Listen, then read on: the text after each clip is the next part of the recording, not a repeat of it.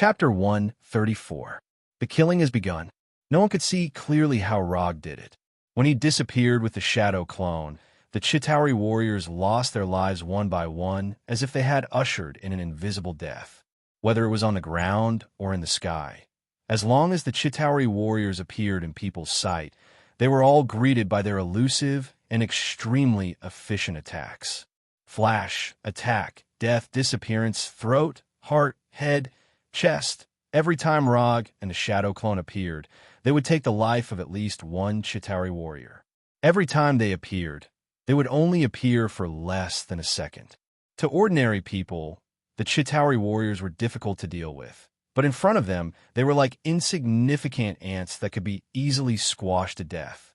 Ninja is a profession born to kill, and Rog has taken the characteristics of a ninja profession to the extreme. Now the Chitauri warriors are not so much invaders, as they are more like victims with no resistance. Watching the Chitauri warriors fall from the air one by one, or die on the spot, Captain Rog felt the horror of Rog for the first time. Fortunately, he is on our side.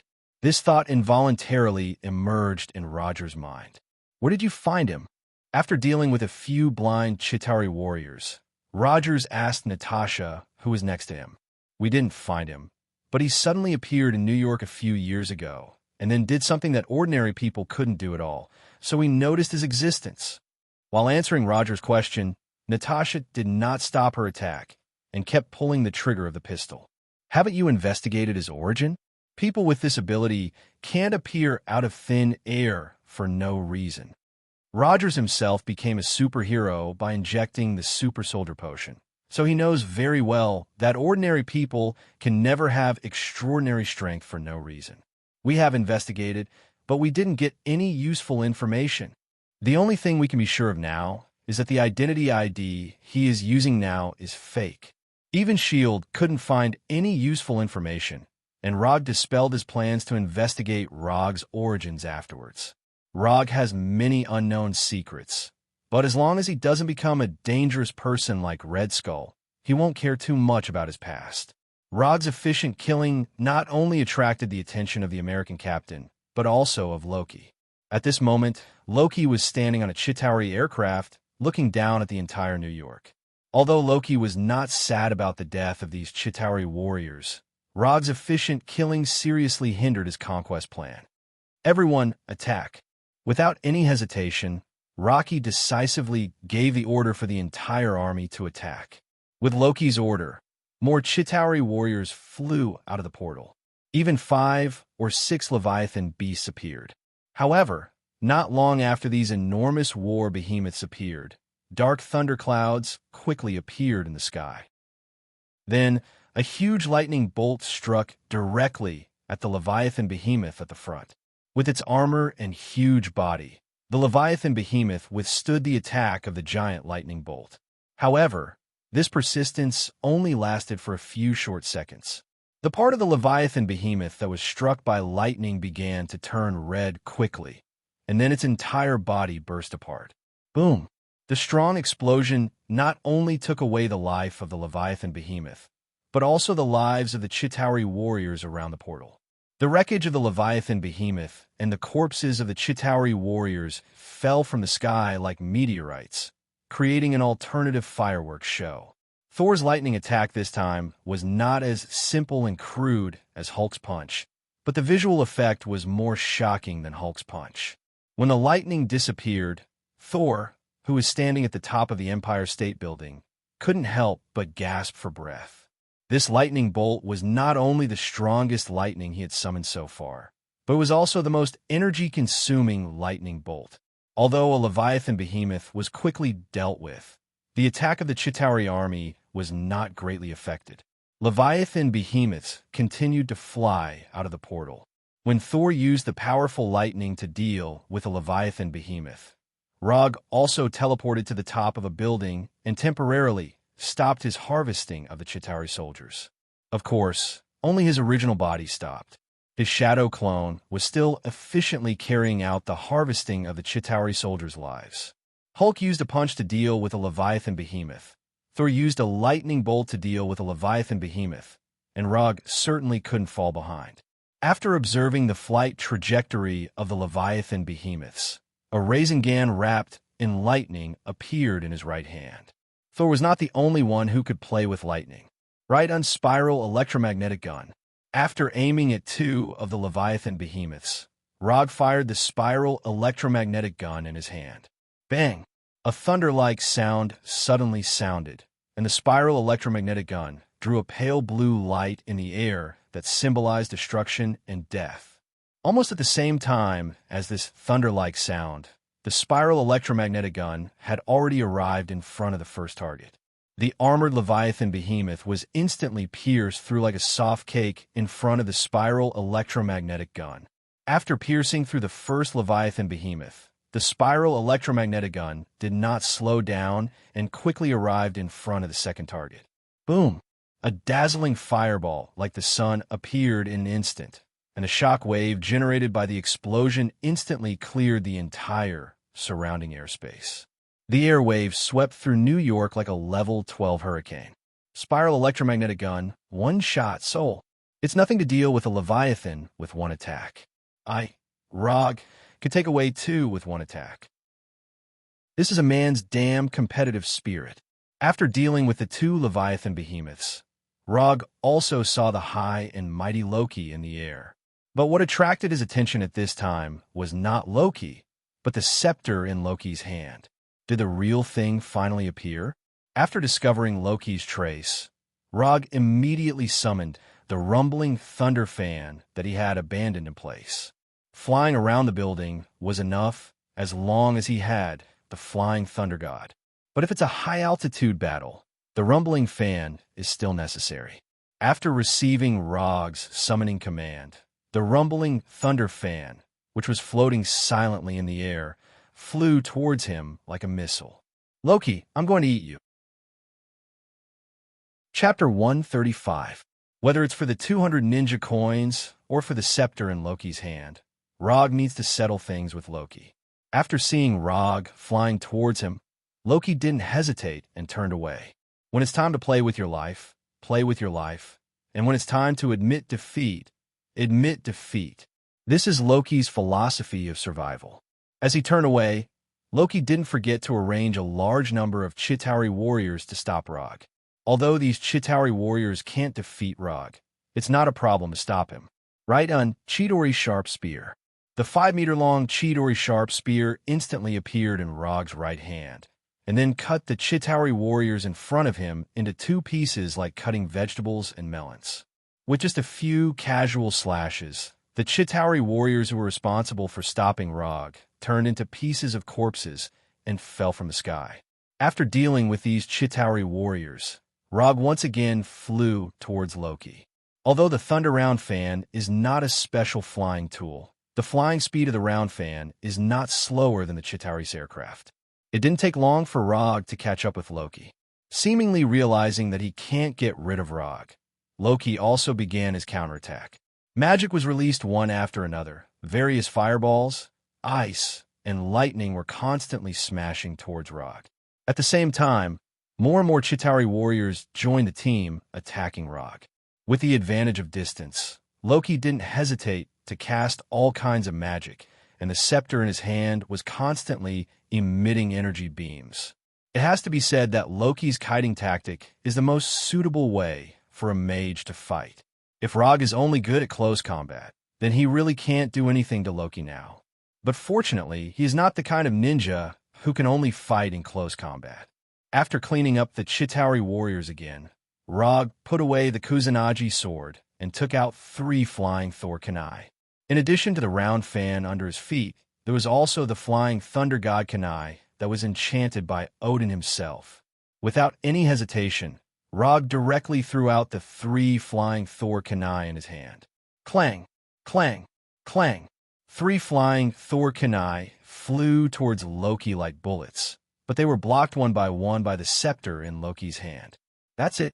After easily resolving Rog's Kunai attack, a look of disdain appeared on Loki's face. However, at this moment, Rog, who was originally stepping on the round fan, suddenly disappeared. Not good. Although Loki didn't know what Rog was going to do, the moment Rog disappeared, he immediately became alert. Just as he was looking around for Rog, he once again saw the three Thor Kunai. The flying Thor Kunai that was blocked by him not only did not fall as he expected, but also attacked him again. Thor's hammer could automatically attack the enemy under the control of Thor. Of course, Rog's flying Thor Kunai could do the same. Three flying Thor Kunai, three different angles of attack. Although the flying Thor Kunai's attack was very fast, Loki's reaction was not slow either. Just as the flying Thor Kunai was about to hit Loki's body, a layer of barrier invisible to the naked eye appeared on his body, like a small defensive barrier, completely protecting him. Magic barrier. Once again, the flying Thunder God Kunai returned without success. The flying Thunder God Kunai that struck the mana barrier bounced back as if it had struck a steel plate. Flying Thor's second Dan.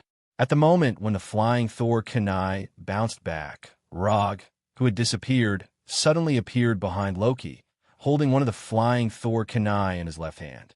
Odama Rasengan. Loki noticed the appearance of Rog and instantly added several defensive magic to himself. But all of this was meaningless. The Odama Rasengan hit his back in an instant, and an irresistible force enveloped his whole body in an instant, blasting him out. After Loki smashed through several buildings in an irregular rotating posture, he finally resolved the terrible impact of the Odama Rasengan. Although Loki was knocked out, Rog welcomed another enemy. A Leviathan rushed toward him like an angry bull, and at the same time, it opened its car-sized mouth. Although the Leviathan's attack speed was not slow, it was still a bit whimsical to bite Rog. As long as Rog wanted, he could even leave the moment the Leviathan bit him. But at this time, not only did he have no intention of leaving, but he stepped on the round fan and jumped directly in front of the Leviathan. Would release cutting technique. A wooden thorn more than 1 meter long gushed out of his right hand, and then it fiercely pierced into the Leviathan's huge right eye. Ouch! The Leviathan let out a bestial howl of pain. The moment the howl sounded, thick wooden thorns sprang out of the Leviathan's body. The Leviathan's howl came to an abrupt end, and at the same time, its life ended. After the death of the Leviathan, it fell from the sky like a meteorite and hit the ground heavily, setting off a huge cloud of dust. This was the third Leviathan that had died at his hands. After dealing with the Leviathan, Rog stepped on the round fan and flew to the place where Loki fell. Then, he saw a somewhat familiar scene. "Enough! Who do you think you are? I'm a god, you idiot!"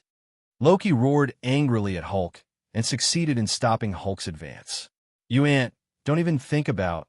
Loki wanted to say something more, but he was only halfway through when Hulk grabbed his right leg. In the next few seconds, Rog witnessed an inhumane scene.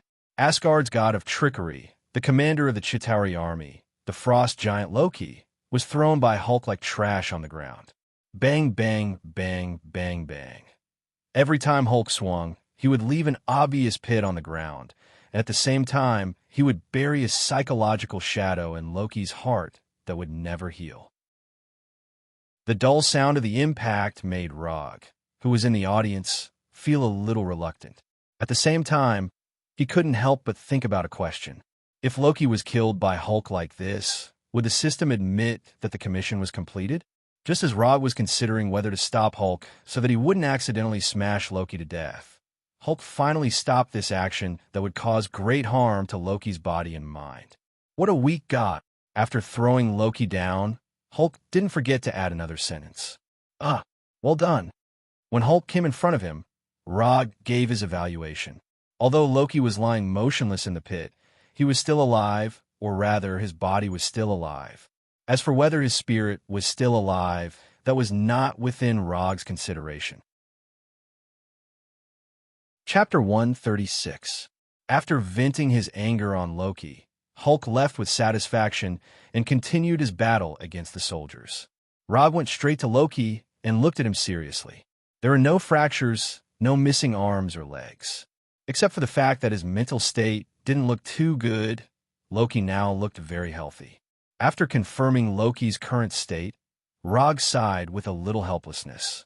An alien race like Loki really can't take a beating. First, he took his Otama Rasengan, and then he took Hulk's inhumane attack. But even so, Loki was still alive, and he didn't even have a serious injury. That's if the mental injury doesn't count. After silently sighing in his heart, Rog picked up the scepter that fell to the side. In terms of appearance, this scepter is exactly the same as the one currently kept on the helicarrier. But the moment he picked up the scepter, Rog felt the difference between the two. An extremely hidden energy entered his body through his right hand, and then quietly flowed to his brain. If he hadn't been prepared and was extremely sensitive to energy, he wouldn't have been able to discover the existence of this energy. Since the existence of this energy has been discovered, it's naturally easy to deal with it. With a thought, chakra in his body intercepted the external energy and then forced the energy out of his body. Then, his right hand holding the scepter also shone with a burst of blue-white chakra light. After protecting his right hand, he carefully perceived the dark blue gem at the top of the scepter. Sure enough, inside this dark blue gem, there's a small yellow gem hidden. Soul Gem finally appeared. After perceiving the existence of the Soul Gem, Rog decisively ended his perception. If you don't seek death, you won't die. Using mental power to touch the Soul Gem, you could just think about it in your mind. Loki is lying down, the scepter is in his hand, and it's time to put an end to this war. With the scepter in his right hand and Loki in his left hand, Rog returned to Stark Building on his Thunder Fan. Because of Loki's previous crazy output, the top floor of Stark Building had completely disappeared. The platform where the space gem was placed was the current roof of Stark Building. Doctor, how do we shut this thing down? Rog did not give the scepter to Dr. Selvig. This kind of ritualistic thing had to be done personally to have a commemorative meaning. Just use the tip of the scepter to press against the energy interface under the Rubik's Cube. It had to be said that the doctor's method of closing the back door was simple and crude. Just as Rog was about to use the scepter to pierce the energy barrier outside the space gem, he suddenly remembered something. After taking out a small communicator from his pocket and hanging it to his ear, Rog said, "Everyone, if you don't have any objections, I plan to close the portal above. If there's anyone who hasn't had enough fun, I can close it later.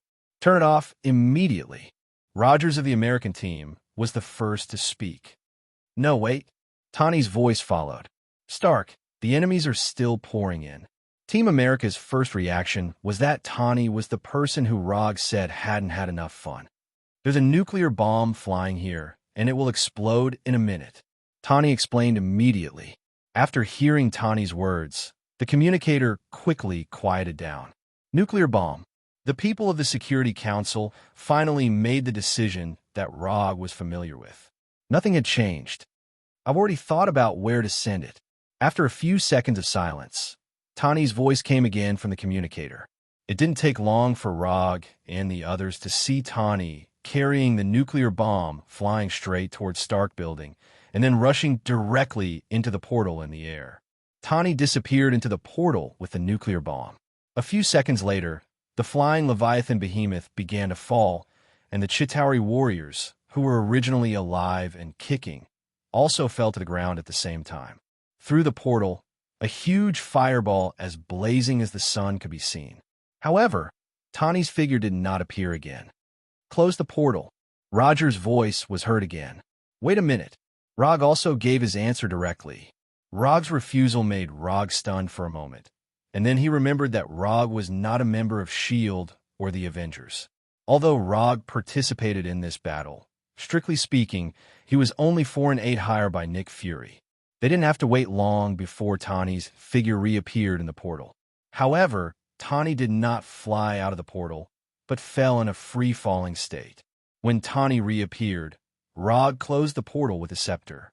Without the continuous energy output from the space stone, the portal in the sky quickly disappeared and the sky returned to its original appearance.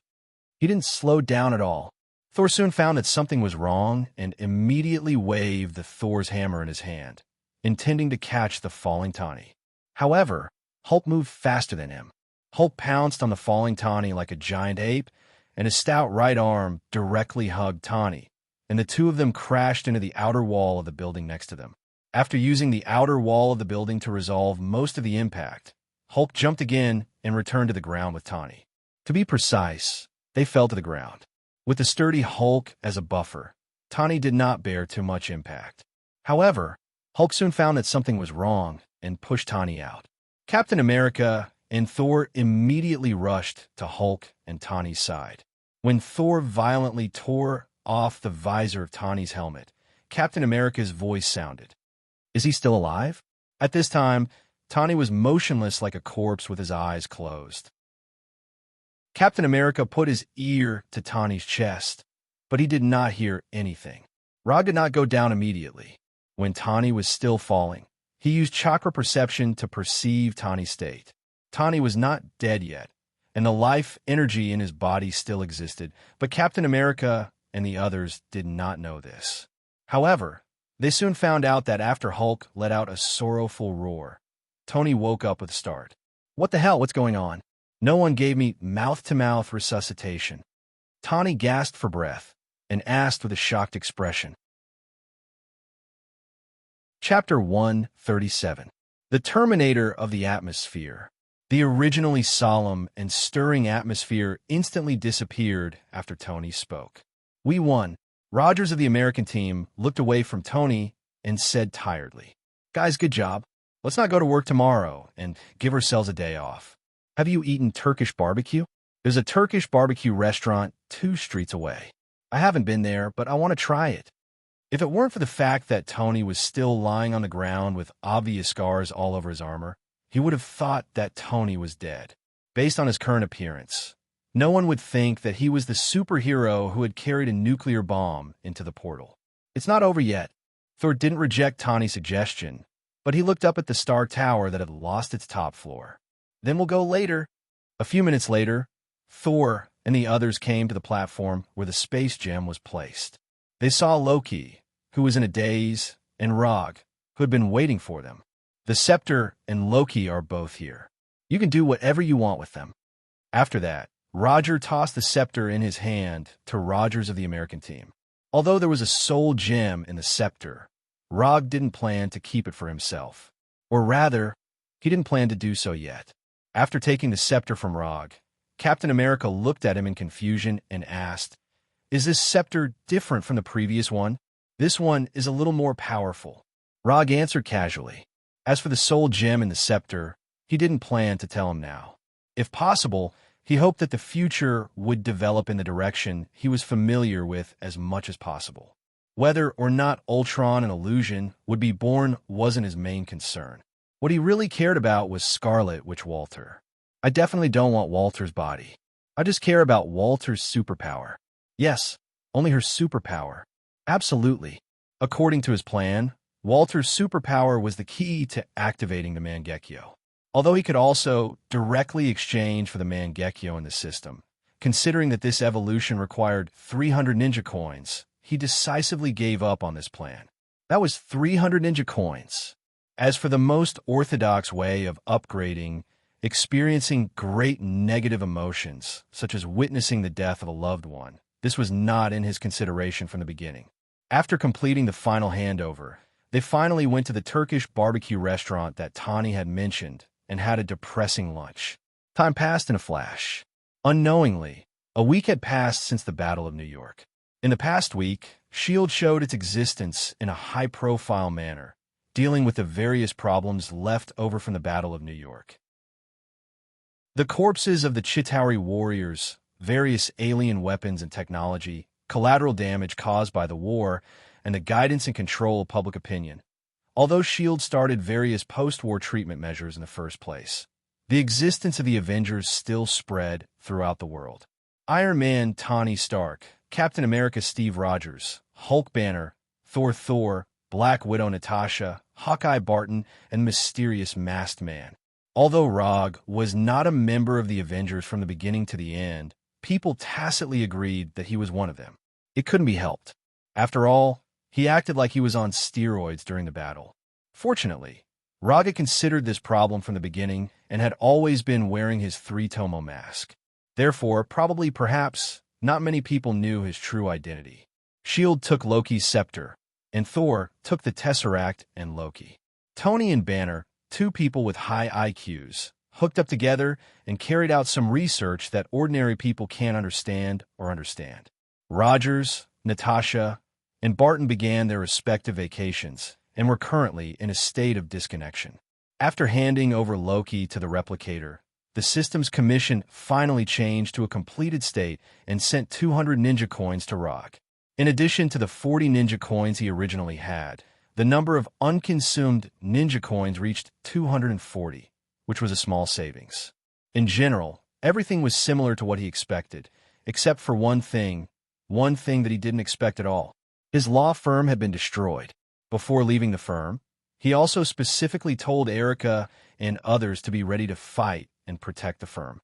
But he never thought that the invasion of the Chitauri army would still destroy his firm. To be precise, the person who destroyed his firm was not the Chitauri warriors, but the abomination, Bronsky. He didn't know if this guy was angry or he couldn't control his destructive power for a while. When killing those Chitauri warriors, the abomination successfully destroyed the firm. It was so damaged that there was no need to repair it because the entire office building had collapsed. After saving all the things in the firm that were still worth saving, Rog said goodbye to the firm that had accompanied him for several years and then chose a new office location. This time, he didn't choose those remote streets. Instead, he directly moved his office to the famous Empire State Building. Not only that, he also canceled the Rog detective agency that he had used for several years and registered a new company, Konoha Private Military and Security Consulting Company. In the country of the United States, private military companies are completely legal. The premise is to pay taxes on time. Erica and others had no doubts about Rog's change of the detective agency into a private military company. From the beginning, they didn't think that Rog's firm was a detective agency. Have you ever seen a detective agency whose main business is fighting and killing? Only an outlier like Rog would make this kind of business the main business of a detective agency. Therefore, changing it to a private military company is more in line with their current situation. But there was one thing they didn't understand. That was why Rog changed the name of the company to Konoha. In this regard, Rog's explanation was only a short sentence. Where the leaves of Konoha fly, the fire grows endlessly. After changing the firm to a private military company, Rog's commissions finally became normal. The commissions of rich women asking for children, assisting the rich second generation to pick up girls, finding lost cats and dogs, and so on completely disappeared in front of them. Plain days passed, and more than a month after moving to the Empire State Building, Rog finally received a commission recognized by the system. Commission content: capture the uncontrollable lizard test body in the sewers of New York. Commission status: incomplete. Commission reward: 30 ninja coins. Chapter 138. The uncontrollable lizard test subject in the sewer? Rog didn't plan to take the commission himself, but he changed his mind after seeing that the client was Oscorp's head of security. Oscorp is a large group as famous as Stark Industries, and both are important suppliers to the U.S. military. However, unlike Stark Industries, which specializes in energy and military technology, Oscorp's main research direction is in the field of biotechnology. Green Goblin Norman Osborn, Green Goblin 2 Harry Osborn, Spider-Man Peter Parker, Lizard Professor Kurt Connors, Octopus Dr. Octopus Octavius, Electric Man Max, Rhino Man. After accepting the commission from Oscorp, Rog's mind flashed through the names of people who were more or less related to Oscorp. Sky, come in for a second. Rog pressed the office phone on the desk and called Sky in from the next office. Although the company was moved to the Empire State Building, the newly established Konoha Private Military Company still maintained its original streamlined appearance. Simply put, there are still only 5 of them in the whole company. The only change is that everyone has their own office. Even Frank the Punisher and Bronsky the Abomination have their own offices. But because of their appearance, they haven't really been to the new company yet. What's the matter?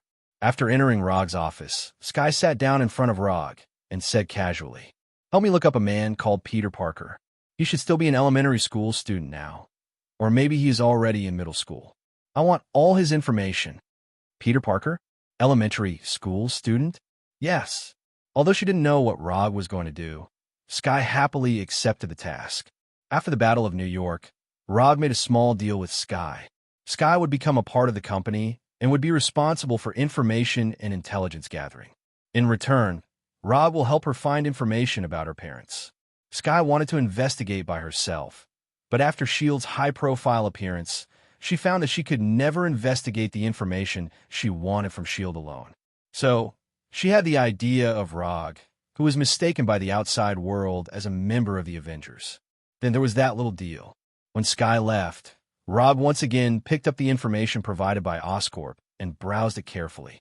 Due to an experimental accident, a certain experimental lizard had a mutated body similar to that of a human. Strong, agile, berserk, has a certain degree of intelligence and a green appearance. The information provided by Oscorp was very limited, but this was normal. After all, the specific information and data belonged to Oscorp's trade secrets, and they had no need to disclose it to the public. According to Oscorp, this was a mutant lizard. However, if he was not mistaken, this was not a mutant lizard at all. This was the lizard professor himself. According to the head of security, in order to catch this mutant lizard, they had lost a lot of manpower, so they had to entrust it to a private military company. Unfortunately, all of the private military companies that accepted the commission failed without exception. Finally, under the recommendation of a reliable person, they found this Rog, Konoha's private military company that was just established a month ago. In the field of private military companies, Konoha is a completely new company. But Konoha's price is no less than that of those established companies. A single commission starts at least $10 million, and the full payment must be paid in advance. If it wasn't for the fact that there was no other way, Oscorp wouldn't have found Konoha and paid $30 million for it. During the war in New York, they flew in the sky, and now they have to drill into the sewers. But for the sake of $30 million and 30 ninja coins, the sewers will do. After putting down the information in his hand, Rog used the shadow clone jutsu. Bang, bang, bang. 8 shadow clones appeared in front of him in an instant. Things like drilling into the sewers should be done as little as possible. So he decisively handed over the early investigation work to the shadow clone jutsu. These 8 shadow clones will go to the places where Dr. Lizard appeared before to see if they can find the current whereabouts of Dr. Lizard. As long as they can determine a general range, he can use chakra perception to lock the exact location of Dr. Lizard. Although he can also use chakra perception to find traces of Dr. Lizard now. It will be very tiring, very tiring. New York currently has a population of about 20 million people. Dr. Lizard's life energy intensity will be stronger than normal ordinary people, but it definitely won't reach the point where it can be found at a glance. Instead of looking for it himself, it's better to let the shadow clone jutsu determine a general range first. Anyway, the shadow clone jutsu won't have any problem with drilling into the sewers. When the shadow clone jutsu was about to leave the office with the flying thunder god, he suddenly remembered something. All of you, turn into Nick Fury. He's also the president of a private military company, and he still needs to give face. As for Nick Fury, he shouldn't mind being seen in the sewers. With the title of F***King Fokkerer, it's impossible for him to mind these trivial matters. After the shadow clone jutsu left, Rog also returned home with the flying thunder god. He then started playing Berserker's Creed, which he still hasn't cleared yet. A few hours later, just as he controlled a certain Kong-style assassin who didn't want to reveal his name to complete a perfect infiltration, he received feedback that one of the shadow clones took the initiative to deactivate. At the same time, the feedback was the information that the shadow clone found. It's time to work. After deactivating the other 7 shadow clones, Rog summoned the Kusanagi sword and the 3 Tomo mask, and then the flying thunder god went to the last location of the shadow clone jutsu. After teleporting into the sewers, the first thing he did was to erase the flying Thor tactic left behind by the shadow clone jutsu. There are enough flying Thor tactics in New York There's no need to leave another one in a place where it can only teleport once. After erasing the flying Thor tactic, he used chakra perception to sense the surrounding situation. It's really here. Putting on the 3-tomo mask, he moved quickly on the walls of the sewers in a way that didn't conform to the law of gravity. Spider-Man wasn't the only one who could walk on the walls. As he continued to move forward, he encountered more and more lizards. There were all kinds of lizards, big and small. These lizards seemed to be summoned from the depths of their souls as they crawled forward one by one. Chapter 139. What is charm? That's it. Dr. Lizard probably didn't expect that he would have such great charm after transforming. The only pity was that his damn charm was only effective on lizards. If his attractiveness could work on humans, then he could become the superstar of this era. But now, he could only become a superstar in the eyes of lizards. You are electricity, you are light, you are the only legend. In the hearts of these lizards, Dr. Lizard was their god. He was their everything, their entire world. After following these brainless lizards for a while, Rog finally saw the goal of his trip. A lizard man with a height of 2 to 3 meters. When he saw the lizard doctor also saw him. However, Dr. Lizard didn't attack him immediately, but curiously looked at the uninvited guest wearing a mask. Dr. Lizard was no stranger to the 3-tomo mask on Rog's face. To be precise, no one was unfamiliar with it. This was the mask of the Avengers' Masked Man. After the Battle of New York, the Avengers became famous. The consequence of becoming famous was that they had a lot of fans and a lot of derivative products. Iron Man figurines, Hulk dolls, Hawkeye's bow model, Thor's hammer toy, the mask of the Masked Man. As long as you can think of it, there's nothing they can't do. Even Rog himself bought several of the same figurines and placed them at home. He had to say that those figurines were quite realistic, especially the one where he stood on the round fan and waved the Kusanagi sword. It was particularly exquisite, and as far as he knew, the top toy companies that were selling the best were acquired by Tani some time ago. This also led to the products of Hulk, Thor, Rog, and others often being inexplicably out of stock. And Iron Man figurines had the most styles and never ran out of stock. At first sight, Dr. Lizard thought that Rog was a loyal fan of the Masked Man. However, he soon found that something was wrong. Rog was standing on the wall. After discovering this, Dr. Lizard's pupils involuntarily shrank a little. This guy is really the Masked Man. In an instant, several thoughts flashed through his mind. I'm not an alien. After a few seconds of silence, Dr. Lizard finally said his first sentence. If he could, Dr. Lizard would never use this sentence as an opening remark. However, his current appearance forced him to do so. Although he doesn't look like a Chitauri, his current appearance is also completely different from a human. The Avengers were famous for fighting against the invasion of aliens. After confirming that Rog was the Masked Man, his first reaction was that he was mistaken as an alien that attracted Rog.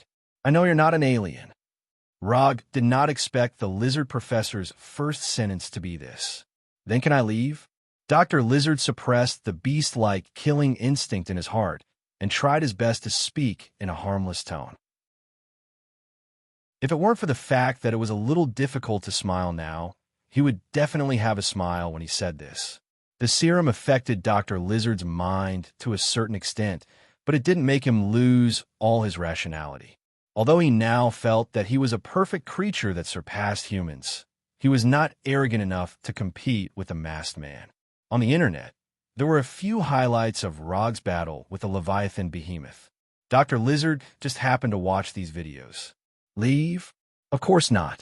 You're my mission target, and I have something I need your help with. Rog's tone was as calm as ever, but in Dr. Lizard's ears, it was no different from a bolt from the blue. After hearing Rog's answer, Dr. Lizard was silent. Then he exploded. F***CK, the mission target. F***CK, the Masked Man.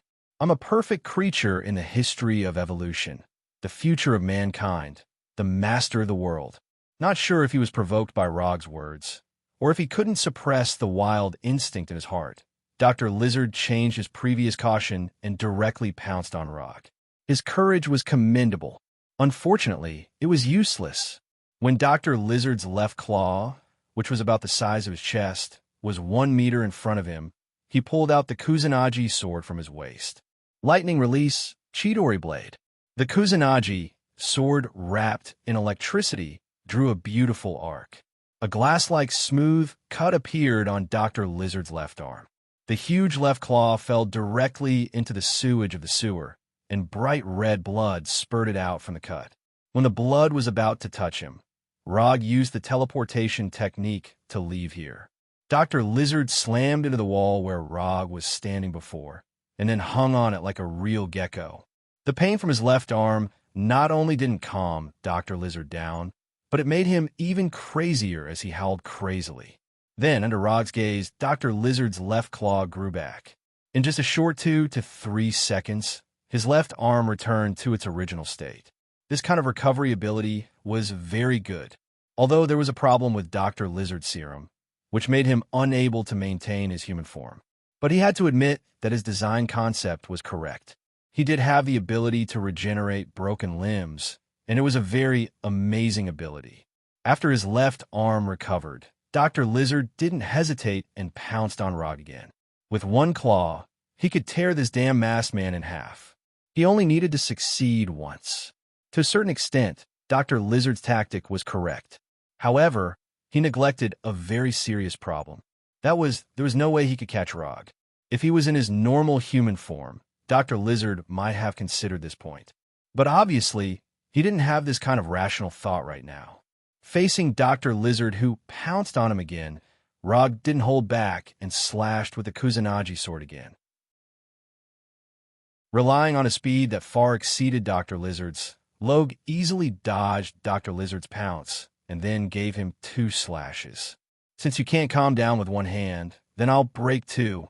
If you can't calm down with 2 hands, then I'll cut off your legs as well. He was a master of physical persuasion. After missing again, Dr. Lizard couldn't hang on the wall like before and fell to the sewer floor with his broken hands. Without both hands, he couldn't hang on the wall even if he wanted to. He was a lizard, not a gecko. Chapter 140. Even if he really was a gecko, he couldn't stick to the wall without his hands. A few seconds after falling on the floor of the sewer, Dr. Lizard's hands grew back, and he continued to show off his strength at Rog. Just when Rog thought that this guy was still unwilling to give up, the lizard doctor did something that he did not expect. He decisively turned around and ran. Dr. Lizard's beast instinct drove him to attack Rog, and now it was the same beast instinct that drove him to escape.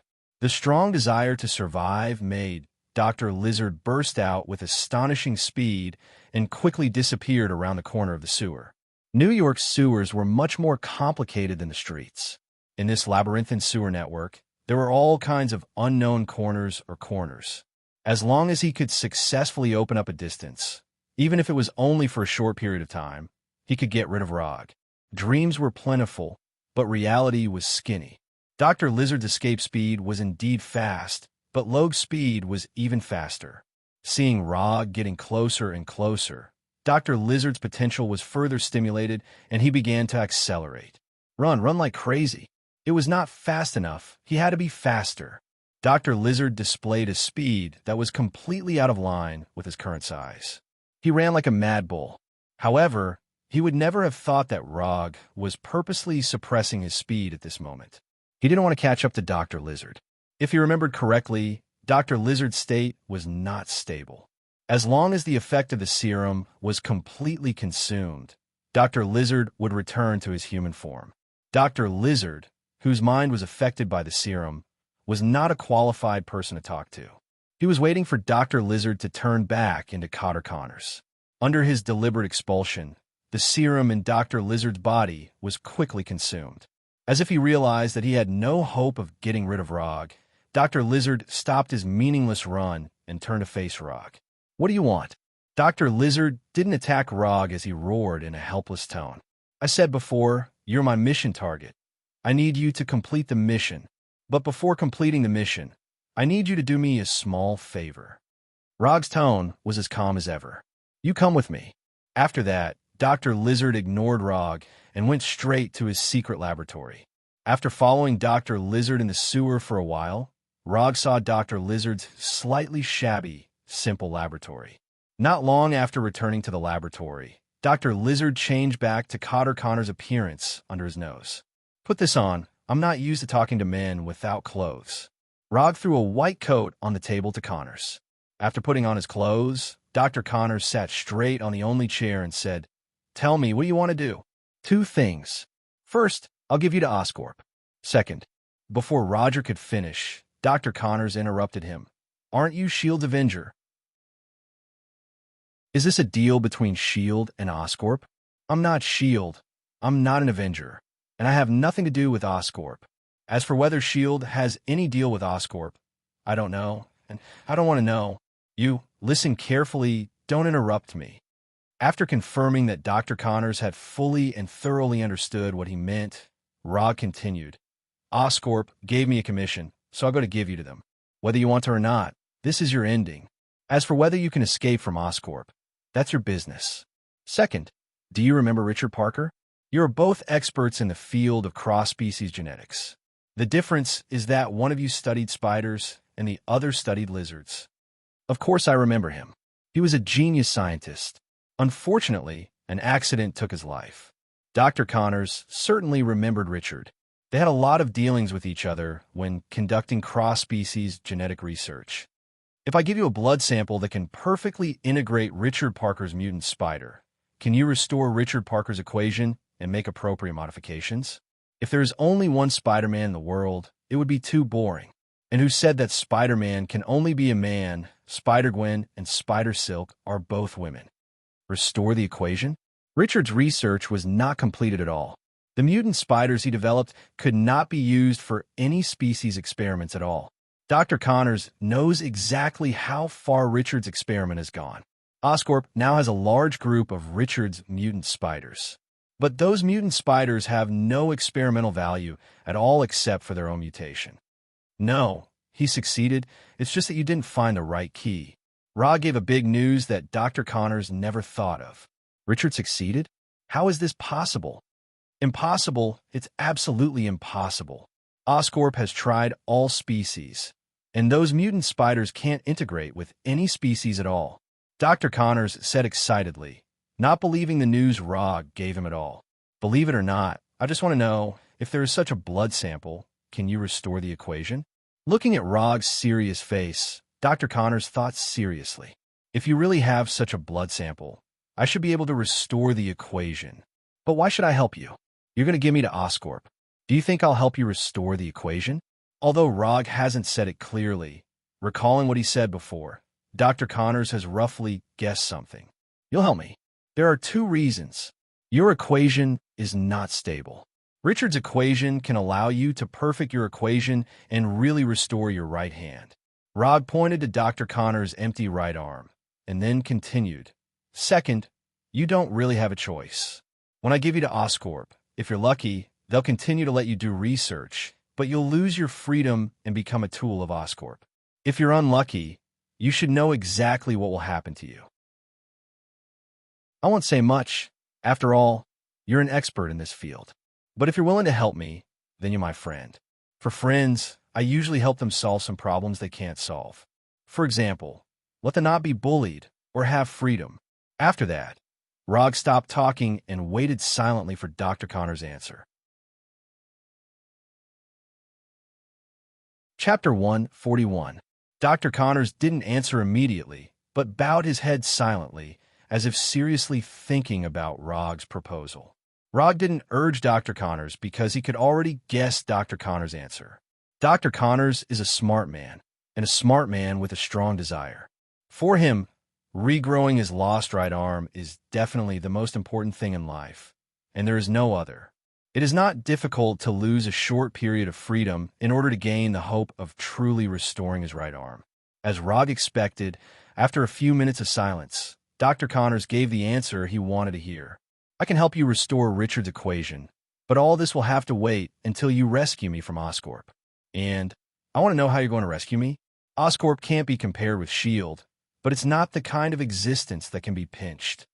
Dr. Connors looked up at Rog and asked the question he was most concerned about at the moment. It's simple. I'll leave a mark on you that only I can know. After handing you over to Oscorp, I'll confirm your location through this mark and take you away. It's not the first time Rog has done something like handing over the target to the client and taking the target away from the client after completing the commission. The last time he enjoyed this treatment was S.H.I.E.L.D., which was far stronger than Oscorp. As for whether Oscorp would have an opinion on this, Rog didn't care at all, because Oscorp couldn't know that he did it. Mark, are you sure this method will work? Dr. Connors doesn't doubt Rog's ability. People who can kill Leviathan Behemoth won't deceive him on this issue. And this kind of deception is meaningless and will only affect the next cooperation between the two. But as a scientist, he has a rational doubt about what Rog said about the mark that only he can see. Don't worry, in this regard, I never fail. In the next 10 minutes, Rog and Dr. Connors continued to communicate some details. Then, Rog gave Dr. Connors a hand knife and knocked him out completely. After leaving the sewer with the comatose Dr. Connors, Roger made a phone call to the Oscorp Group's head of security. When he received a call from Rog, the head of security named Alan froze for a moment and then rushed over with the security team. It's only been 4 or 5 hours since the commission.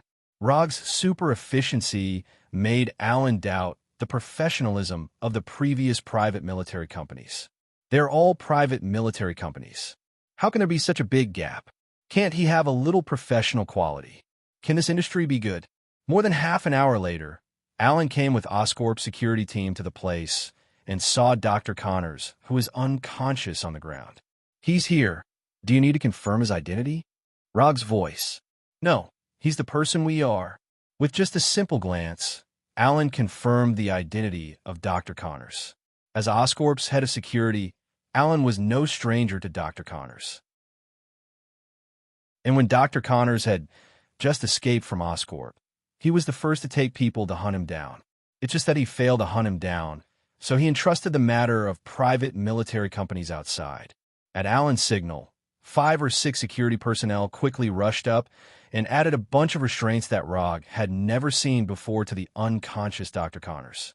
After tying Dr. Connors up like a felon, the security personnel carried Dr. Connors to a special metal cage. Thank you for your help. We may have more opportunities to cooperate in the future. After that, Alan extended his right hand to Rog to express his gratitude. Happy cooperation. When Dr. Connors was imprisoned in a special metal cage, the status of the commission in the system was updated for the first time. Commission content: capture the uncontrollable lizard test body in New York sewer. Commission status: completed. Commission reward: 30 ninja coins sent. Ninja coins not consumed: 270. 30 ninja coins were easily obtained, and it was another day full of harvest. When Oscorp's security team disappeared from sight, Rog took out his mobile phone again and called the Punisher. Dr. Connors has been handed over to Oscorp according to the plan, so the things left by Dr. Connors naturally need to be dealt with. This is also the details that Rog had communicated with Dr. Connors before. The Punisher will take away the simple laboratory that Dr. Connors left in the sewer. Rog also needs to get the mutant spider cultivated by Richard and Peter Parker's blood samples before rescuing Dr. Connors. According to Dr. Connors, there is a laboratory dedicated to cultivating Richard's mutant spider next to the interspecies laboratory of Oscorp building. In that laboratory, there are thousands of mutant spiders. As long as you can enter the laboratory, you can easily get Richard's mutant spider. Invading a large company's secret laboratory may be a little difficult for ordinary people.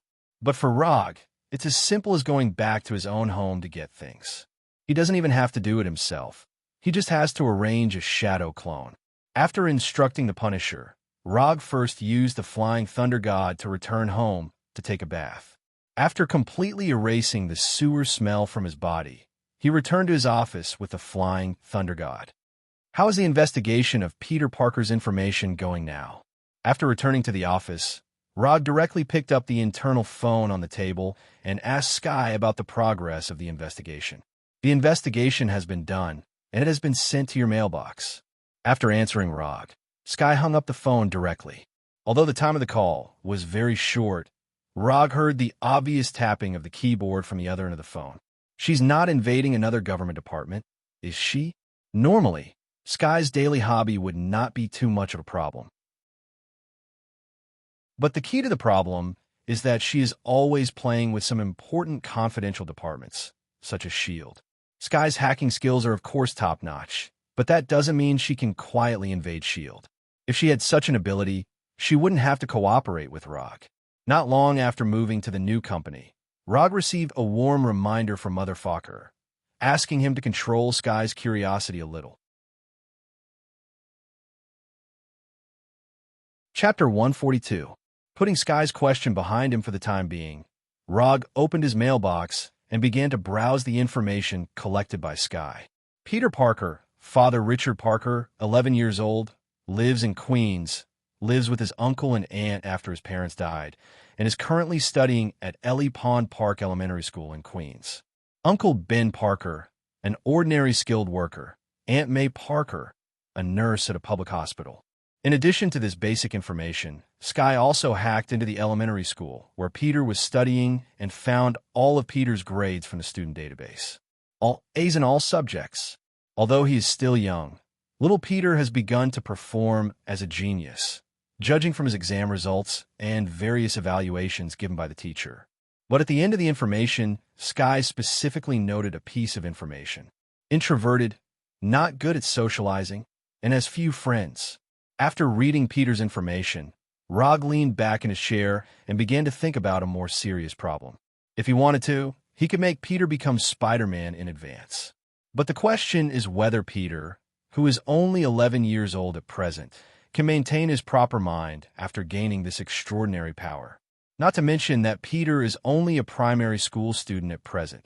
Even those adults in their 30s and 40s may not be able to maintain their original mind after suddenly gaining great power. In case Peter's mind is affected by this power, then what will appear in the future will no longer be the superhero Spider-Man, but the supervillain Spider-Man. After thinking about it for a while, Rog finally gave up on the idea. Collecting Peter's blood is enough. As for his future, it's better not to interfere. After making the decision, Rog decisively displayed Shadow Clone. Bang! After the two clouds of smoke dissipated, two Shadow Clones appeared in front of him.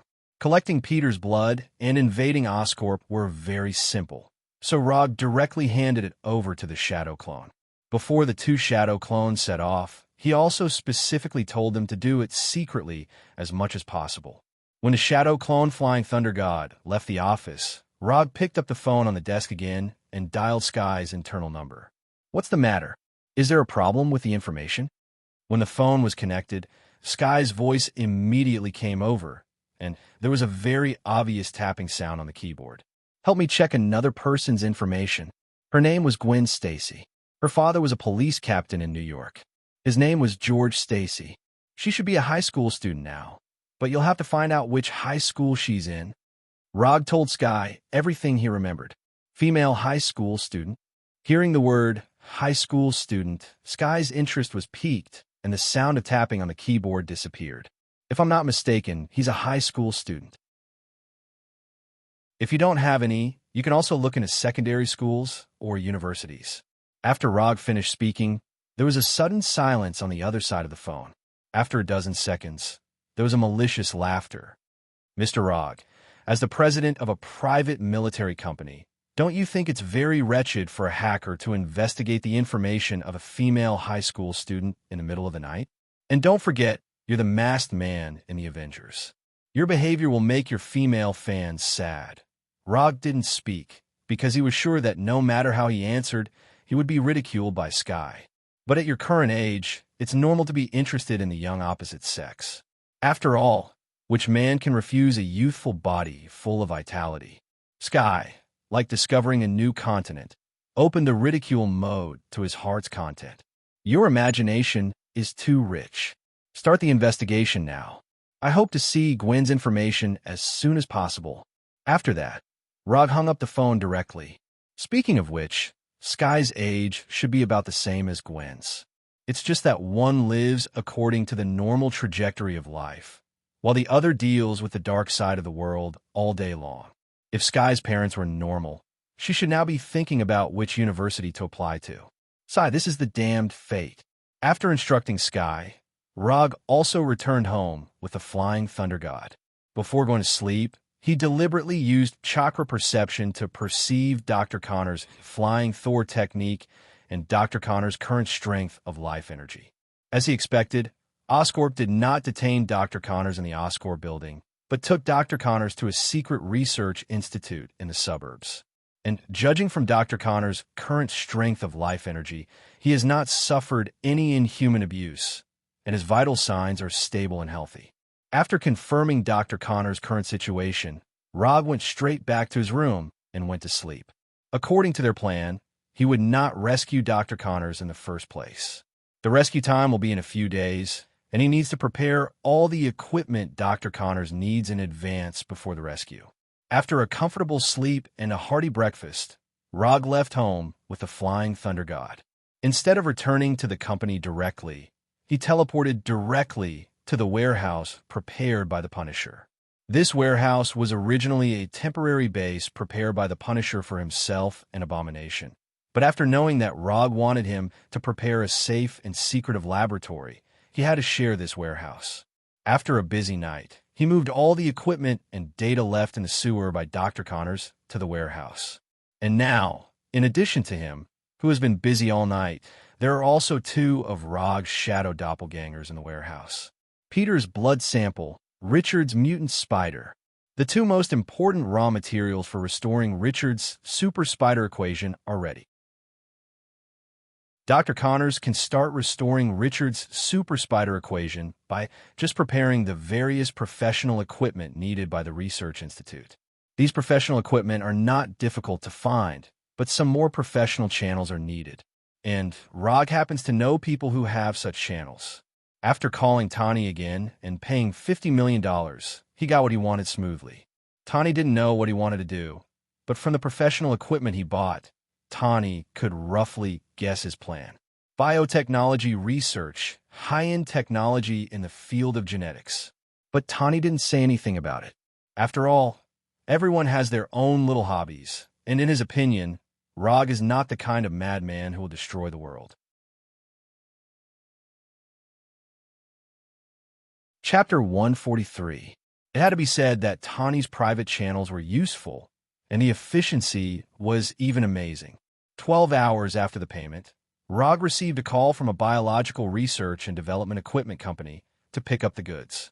Of course, there was no need to do such heavy work himself, and the shadow clone was the best helper. There was nothing wrong with being lazy.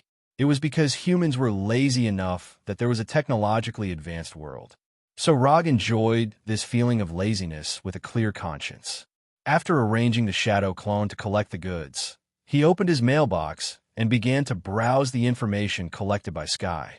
Gwen Stacy, 17 years old this year, studying at Zhongqing High School of Science and Technology, had both parents and two younger brothers. Like Peter Parker, Gwen was also a top student, with the highest A's in all subjects. But there was one thing that made her different from Peter. She was a very popular and beautiful scholar. Blonde hair, blue eyes, outstanding appearance, and a good figure. Although she would not graduate until next year, Sky found that she had been scheduled to be the next graduate representative when she searched the school database and the principal's computer. Compared with her, Peter Parker was like an unknown passerby. She was good-looking, had good grades, and had a good family background. She was a proper school goddess. After reading Gwen's information, Rog fell into deep thought. Just as Sky mocked him yesterday, with his current identity, it was difficult for him to have a normal intersection with an ordinary female high school student. If he suddenly went to her door, he would most likely be regarded as the kind of lecher with bad intentions. Should he go against his conscience and play the role of a sea king who was confused by beauty? Then he would play hard to get, deceive the world, and loot a burning house. Finally, he would guide Gwen to become Spider-Gwen, and let Spider-Gwen, who would only appear in a parallel universe, appear in this world. This method seemed quite feasible, but it would seem a bit perverted. But if he didn't have an intersection with Gwen, he could only secretly let the improved mutant spider bite her. But in this way, he would seem even more perverted. Perverted, or even more perverted? This was the question. After thinking about it seriously for more than 10 minutes, he decided to temporarily give up on this problem. Even if he wants Spider-Gwen to appear in the world, he has to wait for Dr. Connors to restore Richard's super spider equation. It was too early to think about how to get in touch with Gavin. A few days later, Rog rescued Dr. Connors from Oscorp's Secret Research Institute as agreed. Of course, the one who went to save them was not himself, but a shadow clone that had transformed into Loki. As the instigator of the Battle of New York, Loki wouldn't mind taking the blame for him. Doctor, it seems like you've been doing well these past few days. With a ruddy complexion and full of spirit, Dr. Connors did not look as down and out as when he was in the sewer. Dr. Connors' current image perfectly conforms to his status as a doctor. They wanted me to continue perfecting the equation, so they were quite polite to me. Other than letting those amateur third-rate fellows do research on my body. At the beginning, Dr. Connors' tone was calm, but towards the end, Rog felt a strong killing intent from him. These are small problems. When you complete the real equation, you could consider giving them a small gift as a thank you gift. Although Rog has not experienced this kind of body research, he can understand Dr. Connors' dissatisfaction. As a well-deserved leader in the field of cross-species genetics, he also has a powerful strength beyond ordinary people. As a result, he was studied as a white mouse by people who were far inferior to him. This kind of thing would be unbearable for anyone. I've got the equipment and instruments you asked me to prepare. Richard's mutant spider and blood samples had also been prepared. If you have nothing else to do, I hope you can start as soon as possible. Rog pointed to the temporary laboratory behind him that was not exquisite, but was professional enough. No problem. As soon as he finished speaking, Dr. Connors went straight into the laboratory and began the reverse restoration of Richard's super spider equation. When Dr. Connors began to work seriously, Rog returned to his office with a flying thunder god. Professional things should be left to professionals. And with the Punisher, he doesn't have to worry about Dr. Connors having any ideas that he shouldn't have. Days passed, and unknowingly, more than half a month has passed. Although there is Peter's blood sample and Richard's mutant spider, it is still not easy to reverse restore Richard's equation. Dr. Connors is indeed a rare talent, but he is not a super genius like Tawny and Banner. The progress of restoring the equation is much slower than the two of them expected. According to Dr. Connors himself, there is still one of the most important key data that has not been derived, and it may take a week or two to complete the final restoration. Rog didn't care too much about this. As long as it can be restored, it doesn't matter if the time is slow. While Dr. Connors was restoring the equation, Rog was not idle and began to attack Gavin. No, it's getting to know her. In order to make the acquaintance between the two not seem so abrupt, he used a slightly roundabout method. First of all, he found a charity public welfare organization. Then, in his personal name, he donated a sum of $10 million to the charity organization and set up a charity fund to thank the New York police for their contributions. Finally, with the assistance of the public welfare organization, a charity party to thank the New York police for fighting against the Chitauri was born. When drawing up the invitation list, he included several police stations on the list of key thanks, including the police station where Gavin's father, Sheriff George, was located. Although the process was a little complicated, he finally achieved his goal and successfully got to know Sergeant George and his family. When Sheriff George shook his hand to express his gratitude, a trace of guilt emerged in his heart. If you know that I'm thinking about your baby girl, you certainly won't have any idea of thanking me. Maybe you'll have the idea of shooting me directly in the head. With such a foreshadowing, the subsequent things were much simpler. Although Rog is now a typical single dog, he was an out-and-out VIP player before crossing over. The former little white dragon in the waves is now going to start galloping again.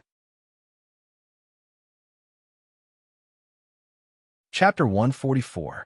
What is the saying? If she is not deeply involved in the world, take her to see the prosperity of the world.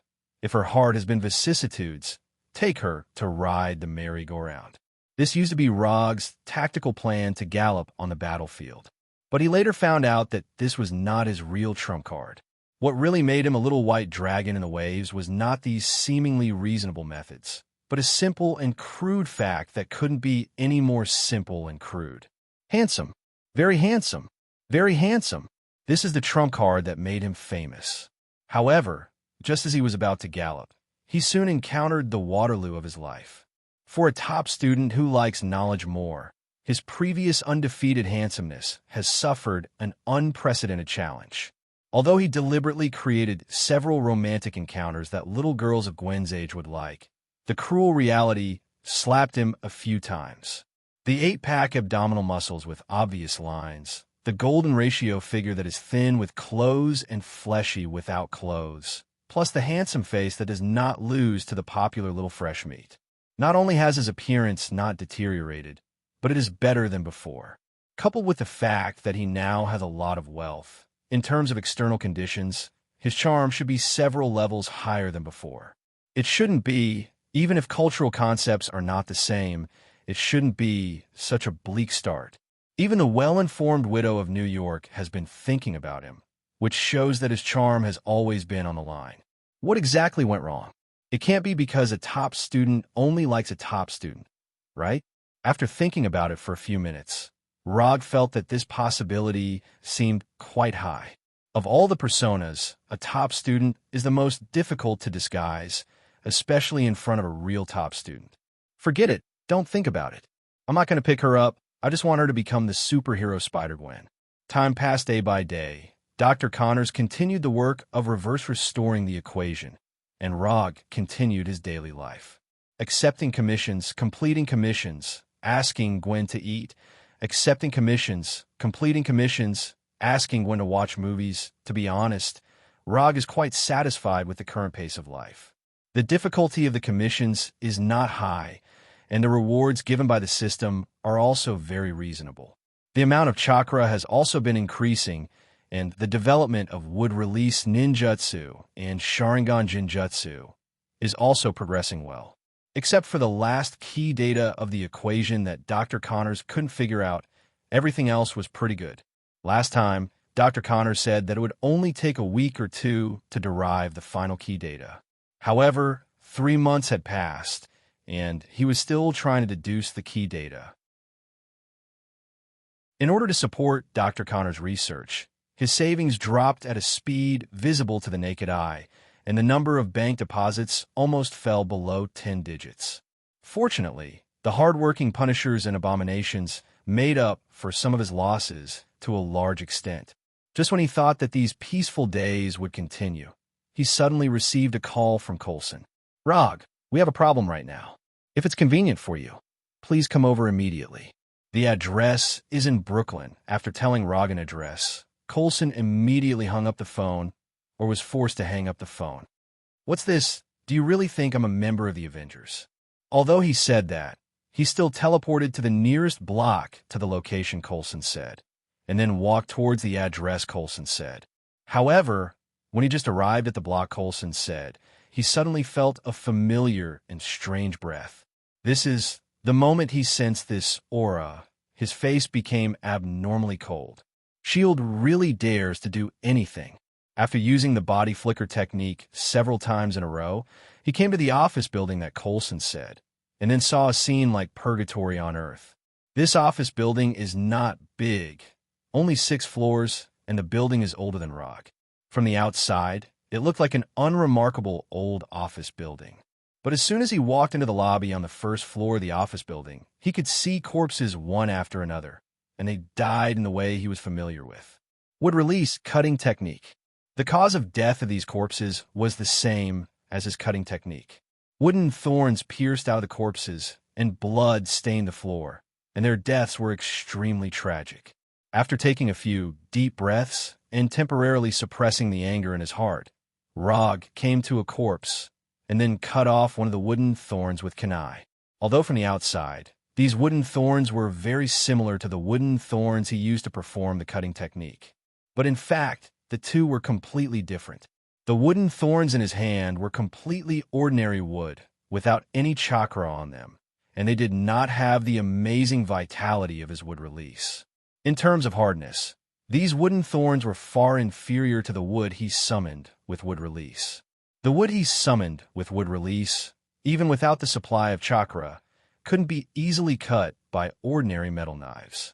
The huge difference between these wooden thorns and his wood release wood thorns was like the difference between the physique of the American Team Rogers and the Hulk. But even so, the existence of these wooden thorns was enough to prove some things. When he threw away the blood-stained wooden thorn in his hand, he saw Coulson, or rather Coulson, who almost lost his right hand. Coulson was still in a suit, but at this time there was a huge wound of more than 20 centimeters on his right hand. Although it had been through some simple bandaging and treatment, blood still gushed out of the bandage. Beside Coulson, there were two other figures that he was familiar with: Cuirassier Melinda May and Grant Ward. "You'd better give me a satisfactory answer. Otherwise, you know the consequences." Rog's tone was as cold as his face at this time. "I only learned about these things today. There was an accident in the experiment, and the experimental body was out of control. S.H.I.E.L.D. will give you a satisfactory answer. But before that, I hope you can help deal with the experimental body that is out of control for the sake of those innocent people." Coulson said weakly.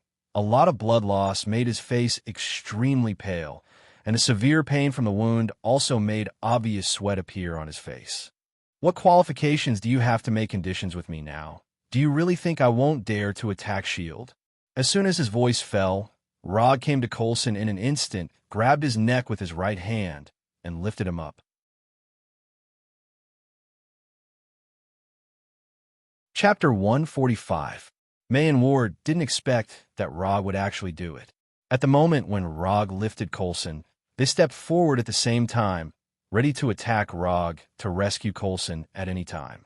However, before they could do anything, they were bounced out by Rog's sudden burst of Chakra Coat. In addition to giving Rog super defensive abilities, Chakra Coat can also be used to attack enemies. As long as one's own chakra control level reaches a certain level, it is not difficult to control the released chakra to attack close enemies. For example, Crown Prince Ming and the like can even condense chakra into an arm to help make meatballs directly. It's Natasha. Coulson grabbed Rog's right arm with his intact left hand and struggled to speak. Before Coulson finished speaking, Rog increased the strength of his right hand, turning his face into the color of a pig's liver. "If you lie one more time, I'll break your neck right now." Rog can't read minds, but he could be 100% sure that Coulson is lying. Natasha did have some close contact with him, but it is absolutely impossible for Natasha to give his cells or other genetic samples to S.H.I.E.L.D. Natasha doesn't have such courage, and Natasha knows very well what can be done and what can't be done. In S.H.I.E.L.D., Natasha is definitely the one who knows Rog's bottom line best. She doesn't have the courage to do something that will directly cause Rog to go berserk, and she won't do it. And if it was provided by Natasha, then S.H.I.E.L.D. would have gotten his cells a few years ago, and they wouldn't have waited until today to start the research. It's the body of the intruder on the helicarrier and the body of the Leviathan. Coulson has dealt with Rog many times, so he knows that Rog is really angry. If he doesn't tell the truth, Rog will definitely not hesitate to break his neck. S.H.I.E.L.D. does have a confidentiality agreement, but it also depends on what the confidentiality is. When Coulson finished speaking, Rog released his right hand. Coulson once again enjoyed the beauty of breathing freely. Then in the next second, he fell directly to the floor under the influence of gravity. "I will deal with the thing outside. When I come back, you and Nick Fury better give me a satisfactory answer." After that, Rog left the office building without looking back. S.H.I.E.L.D. is the typical representative of courting death. After the New York battle, Rog thought that S.H.I.E.L.D. would be a little more restrained. As a result, in just a few months, these guys made a new move. Last time, it was because of the unlimited energy in the Tesseract. This time, it was because of his wood release. In S.H.I.E.L.D.'s view, Rog's wood release is easier to control than the magic cube. After all, Rog is a living example. Moreover, the attack and defense abilities displayed by Wood Release are more in line with S.H.I.E.L.D.'s needs. The infinite energy represented by the Magic Cube can improve the technological level of the entire world, and its development prospects are broader. But the research of the Magic Cube is obviously much more difficult than the research of Wood Release. What's more, they have now completely lost the Magic Cube. But ROG's Wood Release is different. It is a power that can be used perfectly on humans. If they could master the secrets of Wood Release, S.H.I.E.L.D. would be able to create their own team of extraordinaires. The existence of the Avengers let the whole world see how powerful a team of Transcendence is. After the New York battle, S.H.I.E.L.D. wasn't the only company that was interested in Transcendence again. After leaving the office building, ROG went directly to the roof of a nearby building and began to use chakra perception. He didn't know what kind of life energy signs S.H.I.E.L.D.'s experimental subject had. He could only determine where the experimental subject had gone by perceiving all the humans nearby. With his current location as the center, it spread out little by little. After spending some time, ROG finally found S.H.I.E.L.D's so-called out-of-control experimental subject. Unlike what he imagined, the experimental subject didn't leave here immediately, but went directly to a chain restaurant a few blocks away. When ROG came to the restaurant and pushed open the door, he immediately smelled a strong smell of blood. When he perceived the experimental subject before, he had already noticed that something was wrong. In his perception, there were no signs of life in the entire restaurant except for the experimental subject. Of course, a chain restaurant can't have no customers, and even if there were no customers, there would be at least a minimum of service staff. As he expected, when he pushed open the restaurant door and entered, he saw a scene similar to the lobby on the first floor of the office building. More than a dozen corpses were scattered around the restaurant, and the wooden thorns on the corpses clearly showed the cause of their death. Next to a table near the restaurant bar, there was a middle-aged man in white clothes with wooden thorns all over his body. The middle-aged man looked up at ROG, and then put his eyes on the food in front of him. Like a beggar who had been hungry for days, he crazily stuffed the hamburger in his hand into his mouth. In just a few seconds, the man finished the hamburger in his hand and then picked up a steak that had not been cut at all. The man ate frantically, and the food that filled the whole table disappeared at a terrifying speed. ROG didn't disturb the man's eating. He just silently came to the opposite side of the man and sat down directly. A few minutes later, when the man finished eating all the food on the table, he raised his head again and looked at ROG in front of him with a strange look. ROG and the man didn't speak, just looked at each other silently. "Are you the masked man?"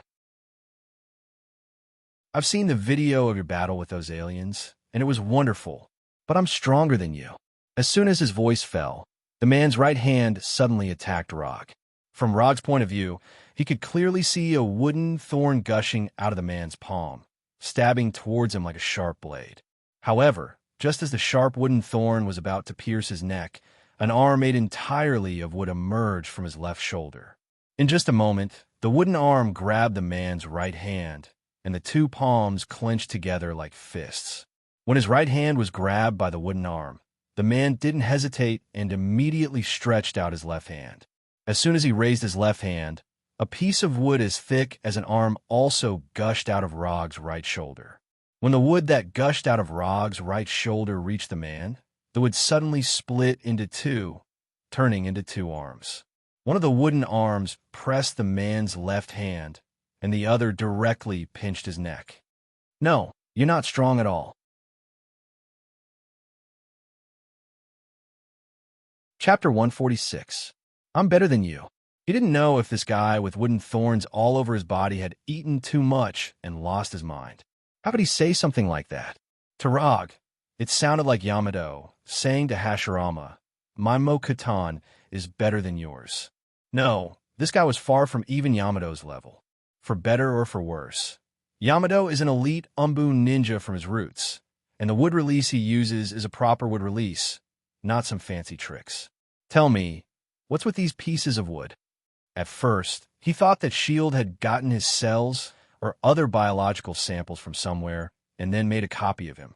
But when Coulson talked about the helicarrier and the dead Leviathan, he was already sure that S.H.I.E.L.D. didn't make a copy of him.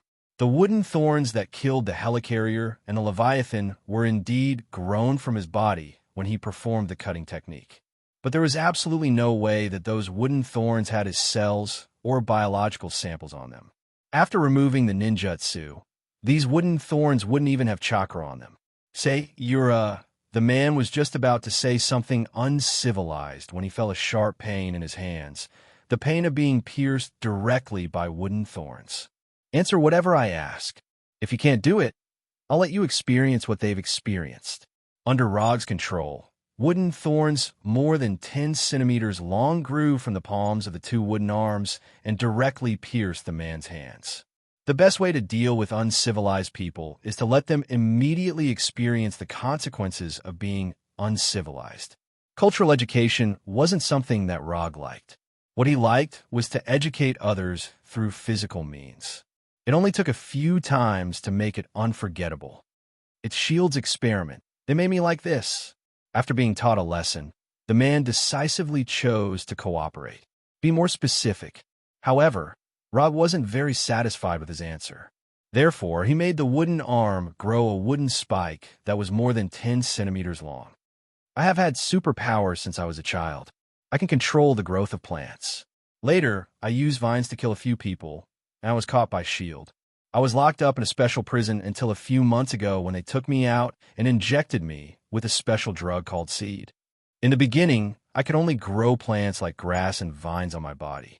They injected me with several different seed potions, and then I was able to grow wood from my body. However, this ability is sometimes very unstable, so sometimes these wooden thorns will come out of my body on their own. The man quickly explained. After he finished speaking, he looked at the small wooden thorns on his hand. Your superpower is to control the growth of plants, but the energy required for the growth of plants cannot be produced out of thin air. How did you do it? Even when he used wood release, he had to consume a large amount of chakra to achieve the effect of controlling the wood or making it grow. The man in front of him didn't have any special energy in his body. Just eat.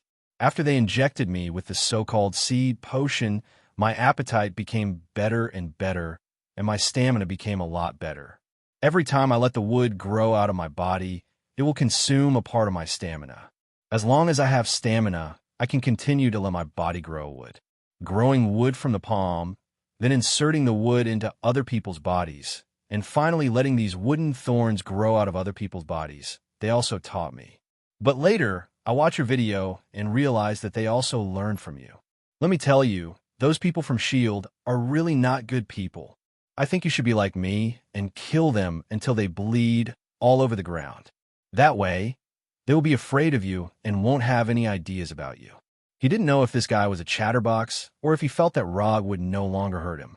He began to chatter and even began to give Rog advice. I'm so cooperative, it's not right for you to kill me. And we're barely the same kind, aren't we? Yeah, S.H.I.E.L.D. isn't a good person, but you're not a good person either.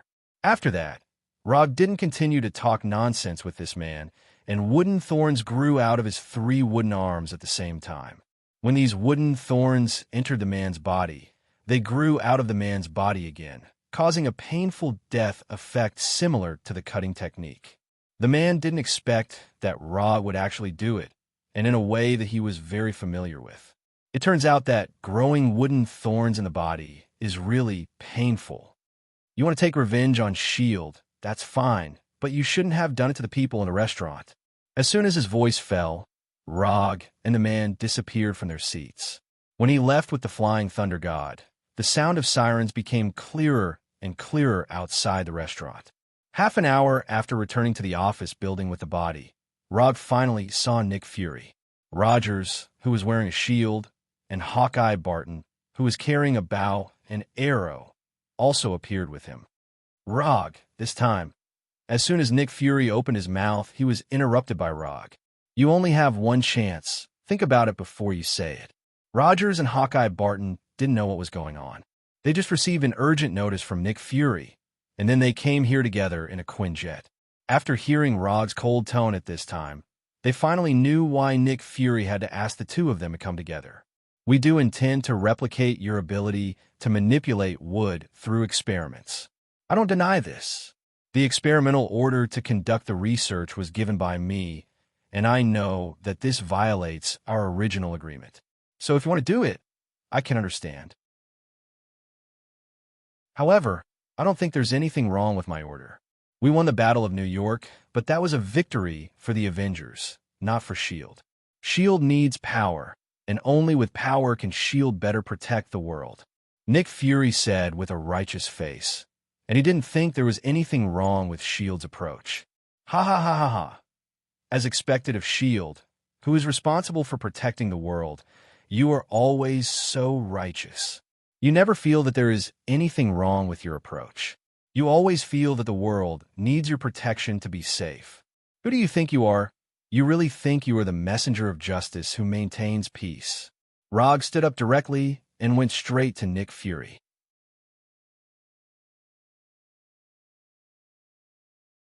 Chapter 147. As long as one wasn't a fool, they could easily see that the current atmosphere was very wrong. When Roger came in front of Nick Fury, Rogers of the American team also stepped forward and said to Roger, "If you have something to say, we can talk slowly. There's no need to fight." Rogers didn't know Rog very well, but he had seen how Rog fought before. Therefore, he was certain that once Logue made his move, no one here could stop him. Unlike Captain America, who took the initiative to step forward, Hawkeye Barton took a step back silently, then clenched the recurved bow in his hand. Hawkeye was a very pure agent, so in his opinion, Rog was obviously making a big deal out of nothing. Although Nick Fury wasn't a good person, in general, what he did was to protect the world. This was what Hawkeye Barton was thinking at this time. The thoughts of a senior S.H.I.E.L.D. agent. Rog didn't speak, just looked at Nick Fury with cold eyes. And Nick Fury didn't show the slightest sign of giving in, so he stood upright in front of Rog. "We didn't copy your cells, nor did we make a clone of you. We just used the wood you left behind to develop a new type of medicine. If you feel that our behavior offended you, we can make appropriate compensation." At this moment, Coulson's voice suddenly sounded. Coulson, who had finished dealing with the injury on his arm, walked in. May and Ward were still with him. Behind him was a 20-person S.H.I.E.L.D. Special Forces team. A fully armed S.H.I.E.L.D. Special Forces team. Rog ignored Coulson, and he would never accept S.H.I.E.L.D.'s so-called compensation. If he accepted S.H.I.E.L.D.'s compensation, then S.H.I.E.L.D. would only become more and more excessive in the future. This time, they dared to have ideas about his wood release, then next time, they would dare to have ideas about his chakra. In the end, they would even dare to have ideas about him. Some things, once you give in, can no longer be reversed. In order to prevent this from happening, the best way is to cut off their hands as soon as they have the intention to reach out. If you dare to reach out with your left hand, I'll cut off your left hand. If you dare to reach out with both hands, I'll cut off both. You can't touch what you shouldn't touch. You'd better not have any ideas about what you shouldn't have. Don't you want my power? No problem. I'll satisfy you. Rog finally spoke. His tone was calm, but anyone could tell that he definitely didn't mean to share his power with S.H.I.E.L.D. As soon as Rog finished speaking, Nick Fury's right hand grabbed the pistol at his waist. However, before he could pull the pistol out of the holster, he felt an intense pain that penetrated his heart. Chi. In the blink of an eye, dozens of 10-centimeter-long wooden thorns grew out of his right arm, piercing his skin, destroying his muscles, and breaking the bones in his hand. When Nick Fury's right hand became unrecognizable, people realized that Roger's left hand was pressing down on his shoulder. This is the power you want. As soon as Rog's voice fell, the wooden thorns on Nick Fury's right arm grew crazily again. Bang! The crazily growing wooden thorns instantly broke Nick Fury's entire right arm. Minced meat and bright red blood splattered everywhere. Just as Nick Fury's right arm was completely broken by the wooden thorns, a pale blue light visible to the naked eye emerged in front of Rog, blocking the splashing flesh and blood. Crazy, really crazy, although everyone knew that this matter would be difficult to resolve. But no one thought that Rog would so decisively destroy Nick Fury's entire right arm. That was Nick Fury, the director of S.H.I.E.L.D., the most powerful Secret Service organization in the world. without anyone's order. After discovering that Rog destroyed Nick Fury's right arm in this cruel way, the Special Forces soldiers behind Coulson immediately raised their weapons and pointed their guns at Rog. As long as Nick Fury or Coulson gave the order, they could immediately shoot Rog into a hornet's nest. It has to be said that these Special Forces soldiers had good ideas, but they didn't realize what kind of existence they were facing now. When they raised their weapons, Rog glanced at them casually. Then, these Special Forces soldiers fell to the ground as if they had lost their souls. Sharingan Jinjutsu. A group of ordinary people can't resist the Jinjutsu of Sharingan. In just a moment, these Special Forces soldiers fell into the Jinjutsu world constructed by Rog and lost consciousness. From now on, the agreement is invalid. If you want revenge or to regain your face, just come at me. I, Rog, will take it all. After that, Rog ignored Nick Fury and even ignored Team America, who was ready for battle, and Hawkeye, who aimed their bows at him, and directly left with the Flying Thunder God. The good relationship with S.H.I.E.L.D. from this moment on was completely over. But Rog didn't have any regrets. S.H.I.E.L.D. is indeed very strong, and it can even be said that it is the strongest Secret Service organization at present. But so what? If it really comes to the point of no return, he can guarantee that the one who dies must be S.H.I.E.L.D. When it comes to fighting, he is really not afraid of anyone. Although Nick Fury's right arm was destroyed by him, in the next few days, Rog did not suffer any attacks from S.H.I.E.L.D., not even those deliberate difficulties on the surface. Days passed, and everything seemed to have returned to its original state. But a month later, he suddenly received a black business card with an octopus-like logo. He was no stranger to the octopus-like logo on the business card. This is the symbol of Hydra. The business card suddenly appeared in his office, and neither Sky nor Erica knew who sent it. Even the closed-circuit television happened to have some small accidents at that time and did not capture any useful pictures. Boring desire to show off. Rog certainly knows why Hydra's people sent business cards in this way. They just want to tell him that they are strong and can enter and leave his office at will. In this regard, his answer was to throw the business card directly into the trash can. It was up to them whether they wanted to appear or not. They were just an organization without much strength. What was the point of pretending to be a wolf?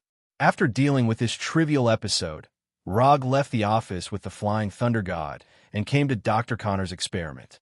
After postponing the planned date again and again, Dr. Connors finally derived the last key data and successfully restored Richard's super spider equation.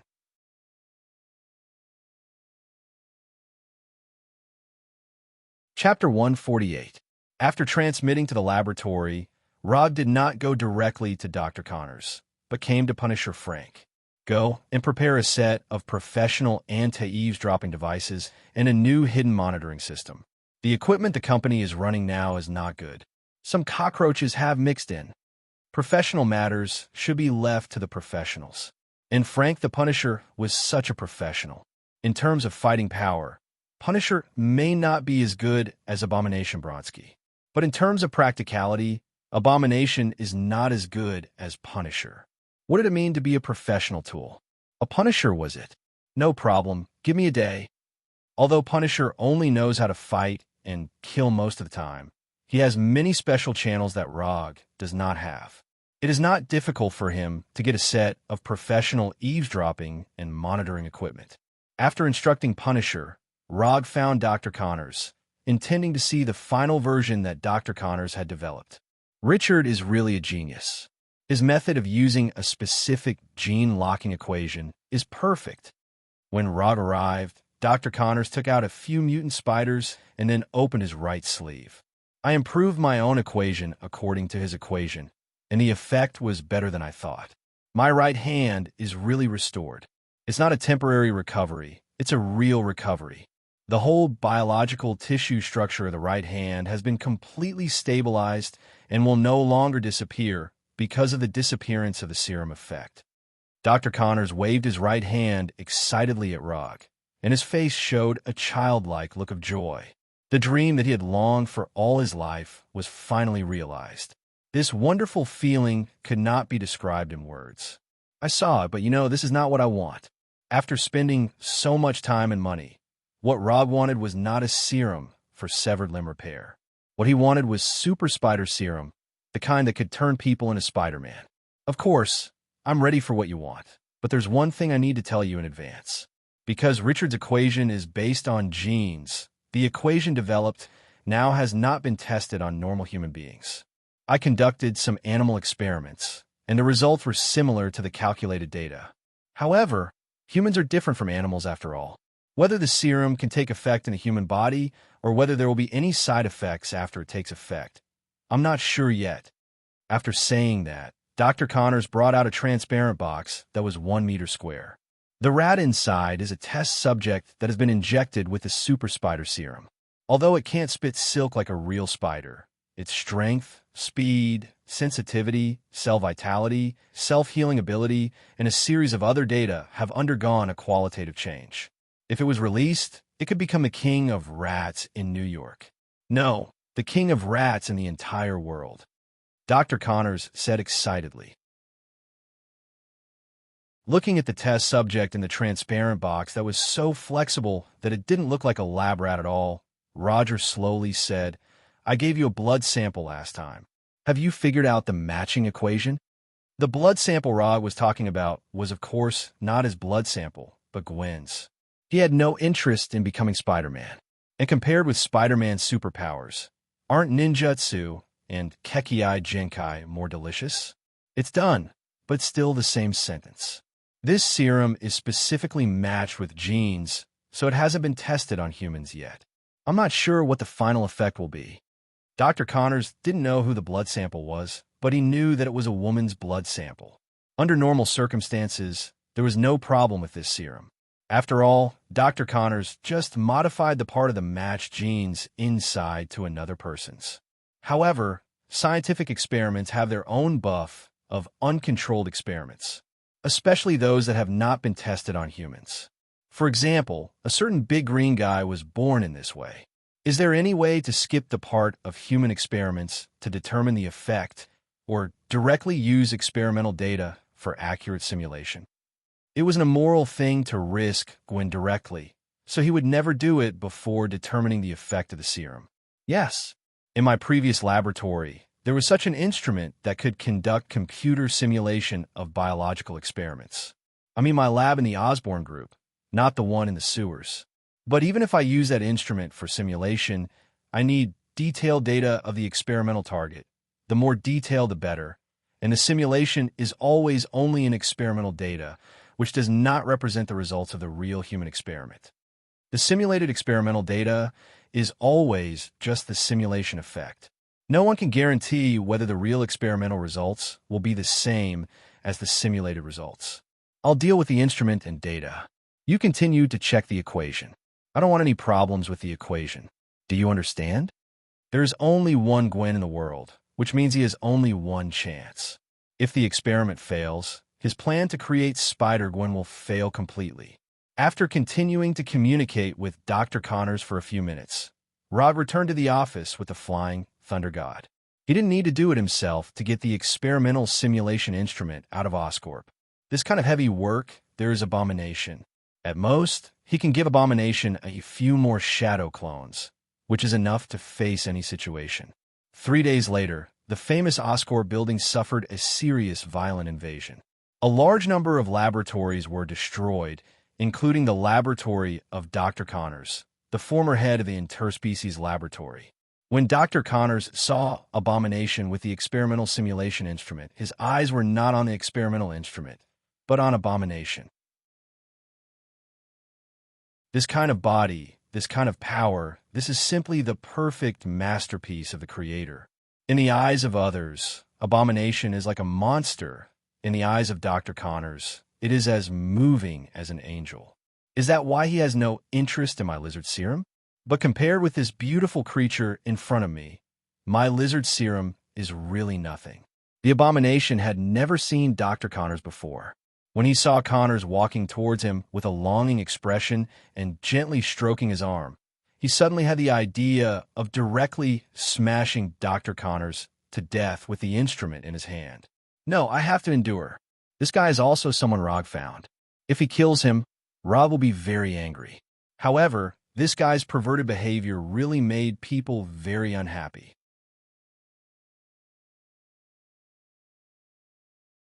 Chapter 149.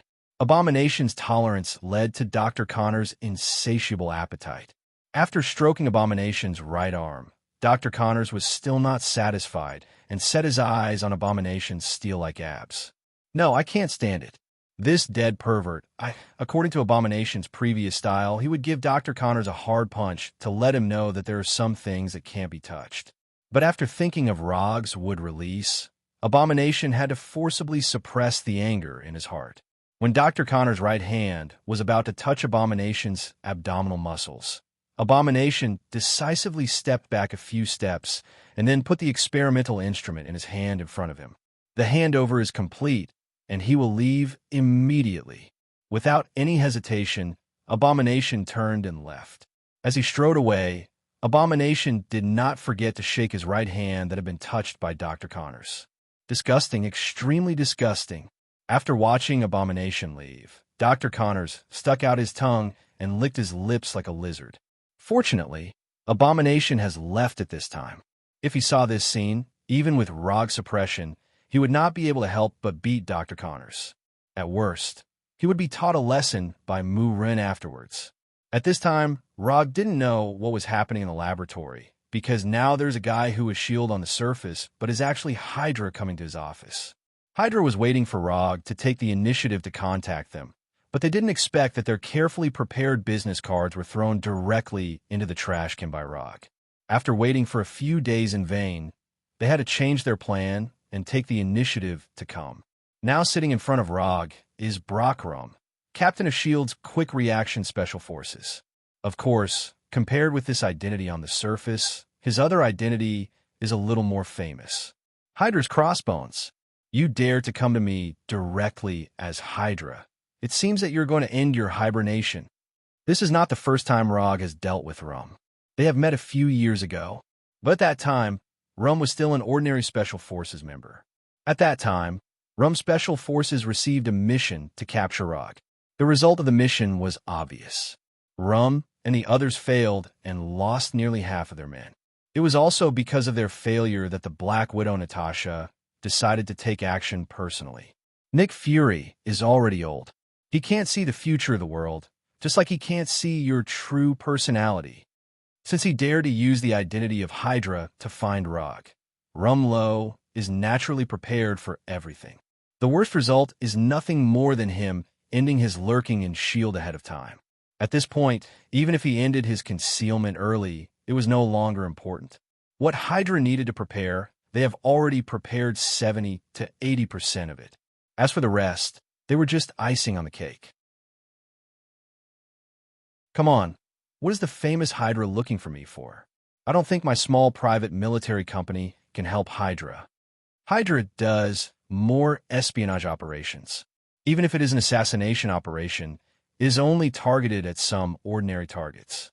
This kind of task can be easily done by Hydra himself. There is no need to find him. No, you look down on yourself too much. Don't say that you are the masked man. Just some of the things in your hands are already valuable. For example, the Abomination Bronski, the Undead Punisher, and the Iron Man armor with its own energy. And as far as we know, Dr. Lizardman Connors, who gave Oscorp a headache some time ago, is now in your hands. Rog was not surprised that Hydra was able to investigate the Abomination and Punisher. After all, they often appear in public. But Hydra was able to investigate Dr. Lizardman and Mark III, which surprised him a little. Since rescuing Dr. Connors from Oscorp, Dr. Connors has not left the secret laboratory. As for Mark III, he has not worn it once. Even S.H.I.E.L.D.'s people didn't know that he had a set of Mark III with its own energy in his hands. Interesting. Although you said so much, if I'm not wrong, what you want should be Tawny's Iron Man armor. Among the 4 things proposed by Rum, the one that best meets Hydra's current needs is Iron Man's Iron Man armor. In particular, the Battle of New York has shown the world the power of the Iron Man armor. However, since the Ironmonger incident, Tawny's protection of the Iron Man armor has increased by several levels. In addition to Colonel Road wearing a set of Mark II and transforming it into the Iron Patriot, only Rog has a set of Mark III in his hands. But only he and Tani know about this. What we want most now is the Iron Man armor, but we are also interested in the Abomination, Punisher, and Lizardman's biotechnology. If you're willing to give us the Iron Man armor for a few days to study, or provide these 3 biotechnology, we will give you an unimaginable return. Although Hydra has never officially contacted Rog before, this does not mean that they know nothing about Rog. Since Rog's sudden appearance in New York a few years ago, especially after he defeated S.H.I.E.L.D.'s several arrests, Hydra began to secretly investigate his information. On the surface, Rog seems to be a person who doesn't have much pursuit of money, power, and beauty. But after careful analysis by the psychologists inside Hydra, they can basically determine that Rog is just relatively well controlled. Simply put, he is not pure and simple. He is just a little bit boring. Hydra is not worried about Rog's greed and lust because they have enough strength to satisfy Rog, which is one of the reasons why Rum is so straightforward. Just name your price, and Hydra will lose if they can't satisfy you. It seems that you are very confident. I can't give you the Iron Man armor. This is a matter of principle. As for the biotechnology you mentioned, it's not impossible to give you one. However, I'm afraid you won't be able to give me what I want. Although he doesn't know what went wrong, causing Hydra to think that the Punisher's immortality is some kind of biotechnology, Rog has no intention of explaining this to them. Just say it, what do you want? Rum said with great confidence. I want the obelisk, which is the first 084 item in S.H.I.E.L.D.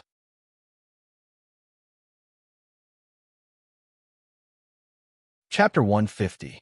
Obelisk? What is that? As the captain of S.H.I.E.L.D.'s Quick Reaction Special Forces, Rum certainly knows what the code number 084 means. But the problem is that he has never heard of the obelisk at all. Do you just want the obelisk? If it's just an item of 084, then I don't think there's any problem at all. Although he doesn't know what the obelisk is, Rum doesn't think of the big problem. Isn't it just an item of 084? Just give it to him. First of all, this is not an ordinary item of 084. It's the first item of 084. Secondly, I think you'd better give feedback to the people above you. It's not as simple as you think. Looking at Rum's indifferent face, Rog knew that this guy didn't know what the obelisk meant. In that case, I can give feedback to the people above. But I want to know, if we give you the obelisk, what can you give us? I can lend you Abomination for a few days, or give you 5 copies of Dr. Connor's Lizard Serum. Mark III and Punisher don't need to think about it. One is a matter of principle, and the other will involve some of his secrets. Although even if Punisher is handed over to Hydra, they may not be able to study anything, but it's always right to be careful. Are there only these 2, Rum or Hydra? What they want most is Tani's Iron Man armor. If they have Tani's Iron Man armor, they can reverse engineer a lot of good things with their technological level and research and development level. Tani's Iron Man armor is not just a weapon, but a systematic technological product. Weapon system, power system, flight system, operating system, arc reactor. Any system on the Iron Man armor has an incomparably broad application scenario. If used well, the Iron Man armor can even directly improve Hydra's overall technological level. Now I can only choose one of the 2. If you have more things that interest me, I can give you both directly. Rum left Rog's company. Although he didn't get the Iron Man armor he wanted most, the research opportunity of Abomination and Lizard Serum were also good gains. Of course, the prerequisite for all of this was that they could obtain the obelisk.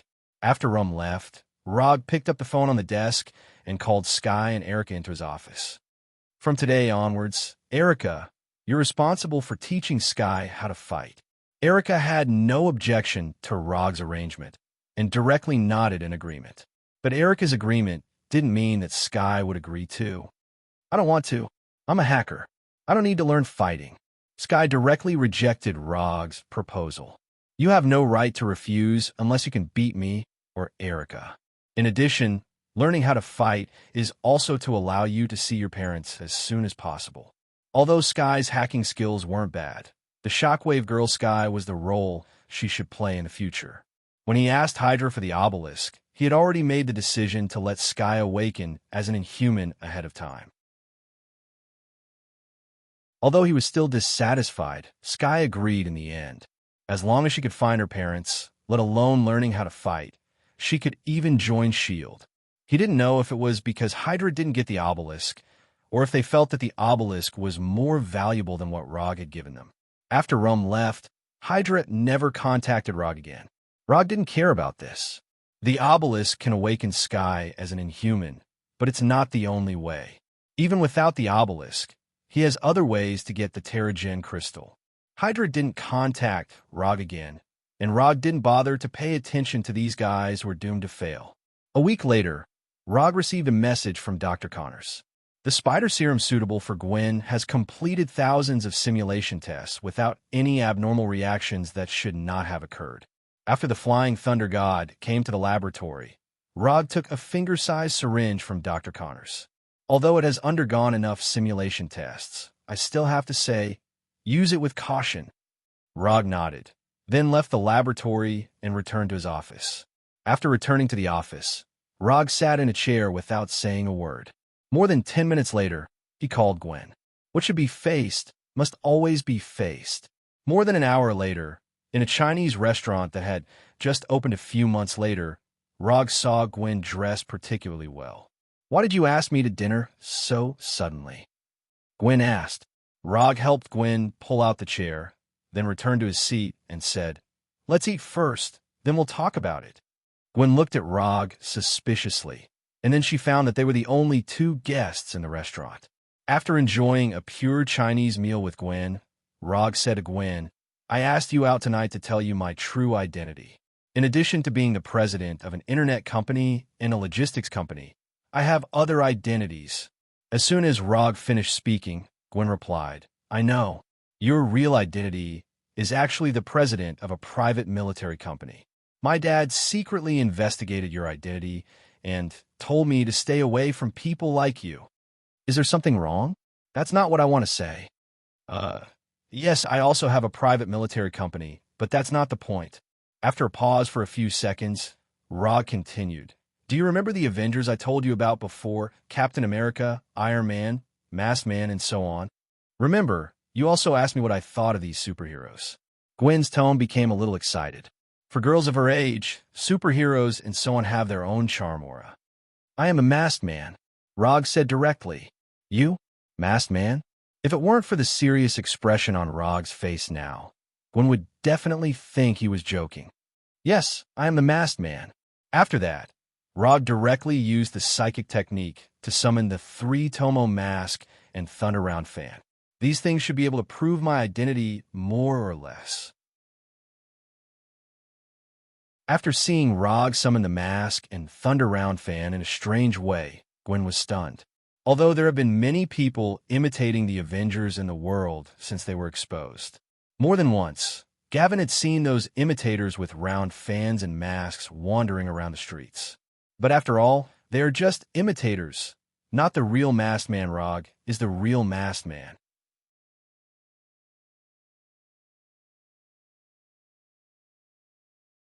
Chapter 151. Gwen looked at the mask and round fan that Rog put aside and silently looked at Rog for a while. Then she asked, "Can you fly?" "No," Rog replied directly. "But when you fight aliens, you can fly." Gwen pointed to the round fan on the side and continued to ask, "It's just a round fan that can fly. I just stepped on it. I can't fly." Although the development of things was somewhat different from what he expected, he still explained patiently, "Don't worry. Haste makes waste." "No, why don't I want to eat hot tofu?" "Then can you fly once for me to see?" Gwen seems to be particularly interested in the issue of flying. Here, although there are only 2 of them in the restaurant, it is obviously not a good place to fly. Go outside. Although Rog doesn't know what Gwen wants to do, he doesn't mind meeting Gwen's small request. Outside the restaurant is a busy street, which is not a suitable place to fly, so Rog took Gwen directly to the rooftop of the restaurant. "How do you know you can come up here? Why are there no waiters in the restaurant?" After following Rog to the roof, Gwen asked in confusion, "I bought this building and the restaurant is mine. I'll have to get off work early." After that, Rog threw the round fan in his hand out. Under his control, the round fan that was thrown out drew a beautiful arc in the air and then flew back to him. Do you want to experience it? Roger went straight to the top of the circular fan, then turned his head and asked Gwen. Gwen came to the round fan excitedly. Before she could turn around, she was picked up by Rog. If you stand like this, it's easy to fall. After that, Rog directly controlled the round fan to fly out. In order to take care of Gwen's feelings, Rog did not let the round fan show the extreme flying speed, but like a surfboard in the sea, he kept passing from the roofs of the buildings. Although Rog can't swing around the buildings like Spider-Man, he could do a more exciting flying experience. Since the round fan started flying, Gwen involuntarily hugged Rog's neck. Nervous like a person who is afraid of heights, sitting on the most exciting vertical roller coaster. Do you want to experience something more exciting? After flying for a few minutes between the buildings, Rog asked Gwen. At this time, although Gwen didn't answer Rog, she nodded firmly. Since Gwen wants to play, then play with her once. The round fan began to fly high, and the buildings in New York began to shrink rapidly. At the same time, Roger wrapped himself and Gwen with his chakra coat. To him, this height did not affect him in any way. But Gwen is different. She is just an ordinary person. After flying to a height of thousands of meters, the round fan stopped climbing and suspended in the air. Just as Gwen was about to ask Rog, Rog suddenly jumped forward and left the round fan directly. Under the influence of gravity, Rog and Gwen began to fall rapidly in a free-falling state. Along with them falling together, Gwen screamed at an alarming frequency. The real extreme bungee jumping only needs to be experienced once, and it will be unforgettable. The small New York began to grow rapidly, and the buildings that were originally just a bright spot became clearer and clearer. Looking at the ground getting closer and closer, Gwen's hands also hugged Rog's neck harder. 500 meters, 300 meters, 100 meters, 50 meters. Just after Gwen closed her eyes nervously, the strong sense of weightlessness suddenly disappeared. You can open your eyes now. After hearing Rog's voice, Gwen opened her eyes and looked around in confusion. When they were about to fall to the ground, Rog's flying thunder god teleported to the top of a building with a flying Thor technique, safely ending this high-altitude extreme bungee jumping trip. Do you superheroes usually play so crazily? After being put down by Rog, Gwen patted her chest with lingering fear. Bungee jumping is already a thrilling thing, let alone this kind of extreme bungee jumping with no protective measures. It's okay. What we usually do may be a little more thrilling than this. I've just experienced it, and I've played with it, so it's time to get to the point. In fact, I asked you out tonight. In addition to telling you my true identity, there's another thing. After that, Rog took out the syringe that was only the size of a finger. What's inside is a strengthening serum, and it's a strengthening serum specially configured for you. After the injection, you will have strength, speed, and agility beyond ordinary people, and you will have some super perceptive abilities that you can't imagine. Simply put, after the injection, you will also become a superhero. Rog raised the syringe in his hand and said solemnly, "After the injection, I can become a superhero." Yes. As soon as Rog finished speaking, Gwen raised her right hand and wanted to take the syringe in his hand. Wait a minute, there are some things I need to tell you in advance. This serum is specially made for you, so it has not been subjected to any human experiments. You have also interned at Oscorp for a while, so you should understand what this means. Moreover, once you become a superhero, it will mean that you will say goodbye to the life of ordinary people. You may think that becoming a superhero is a particularly cool thing now, but the truth may be completely different from what you think. I was going to secretly inject you, but I still think it should be up to you to make this decision. After making sure that Gwen had completely understood, Rog handed her the syringe in his hand that could change Gwen's fate. Why did you make such a strengthening serum for me? Or, why do you want me to be a superhero? After taking the syringe from Rog, Gwen looked up at Rog and asked very seriously, "Because I need you. I need a superhero, Gwen." Rog also replied very seriously, You need me? Yes, I need you. After hearing Rog's affirmative answer, a smile appeared on Gwen's face. Then, she directly inserted the syringe into her left arm. I believe you. Rog thought that Gwen would think about it for a while before making a decision, but Gwen gave him a direct answer with practical actions.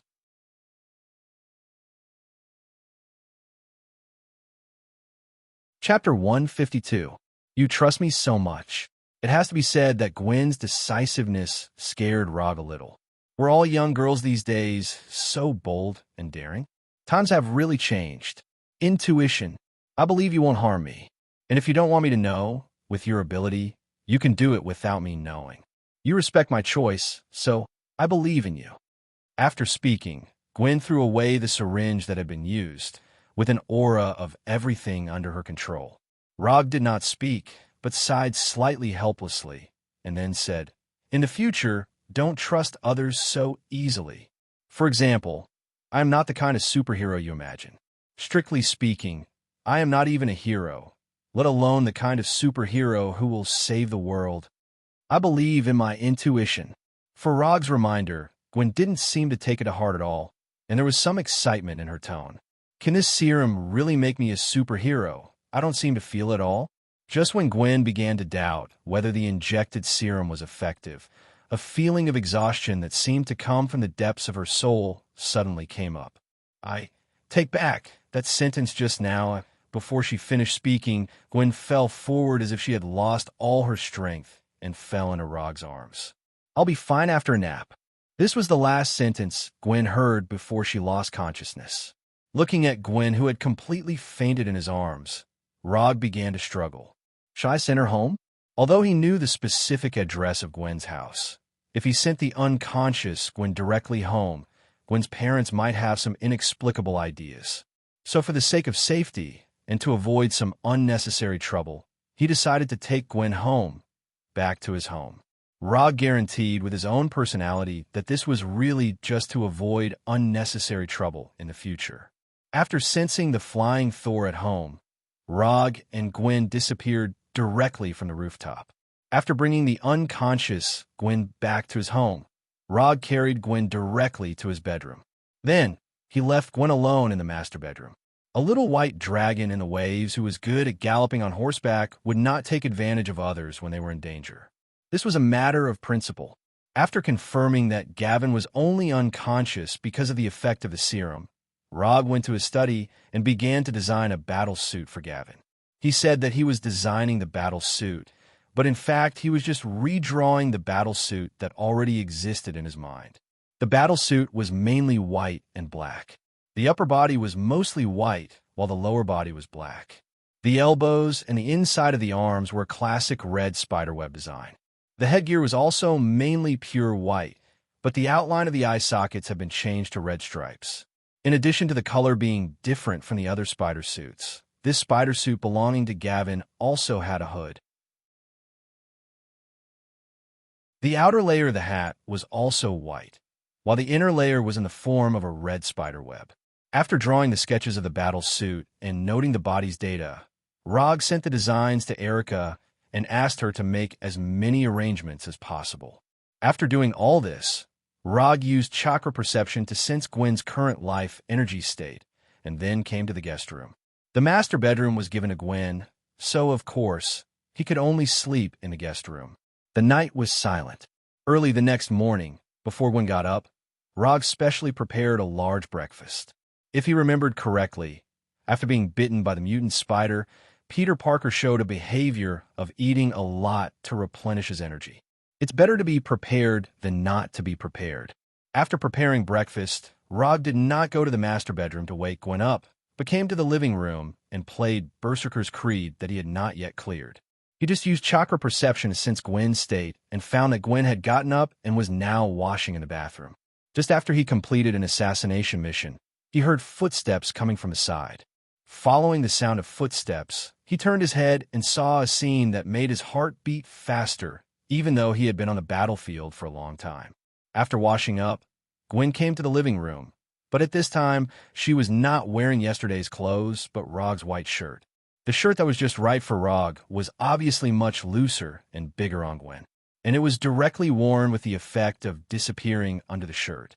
Long blonde hair with water droplets, a loose white shirt, slender and straight legs. Rog felt that his rationality seemed to have begun to show signs of turning into a beast. He looked at Gwen standing aside, looked at the game controller in his hand, and then turned to look at Gwen. For a man, this choice should not be difficult to make. Breakfast is on the table. I will finish the level in front of me first. After that, Rog once again put his eyes on the screen in front of him, and his fingers pressed frantically on the game controller. After hearing Rog's words, Gwen was stunned for a moment. After seeing that Rog really put all his attention on the screen, she suddenly became angry. Not long after waking up, Gwen guessed that this should be Rog's home. After discovering this, she was a little happy. However, after finding that she was still wearing yesterday's clothes, her good mood disappeared in an instant. After washing up, he changed into a new set of clothes, only to receive such a reply from Rog. "You humph." Gwen snorted with dissatisfaction, then turned and walked towards the bedroom. "Breakfast? Who would be in a mood to eat breakfast now?" Gwen, who turned and walked towards the bedroom, did not find that Rog, who had always rejected the game, had silently opened Sharingan at this time. The process of the plot was directly skipped. The enemies were all killed. After opening Sharingan, Rog showed a far better game level than usual. When the last target character was killed, he directly teleported to the bedroom with the Flying Thunder God. It was not until his figure completely disappeared that the game controller fell to the floor. More than an hour later, Rog, who had changed his clothes, and Gwen appeared in the dining room and ate the breakfast that should have been finished more than an hour ago. "Do I need to eat so much in the future?" Gwen frowned and asked. She found that her appetite at this time had seriously exceeded her usual level. But even so, she still didn't feel full. "No, it's just for a few days, and it will return to the original situation later." After getting a positive answer from Rog, Gwen slightly put down the fear of becoming fat and enjoyed the breakfast carefully prepared by Rog.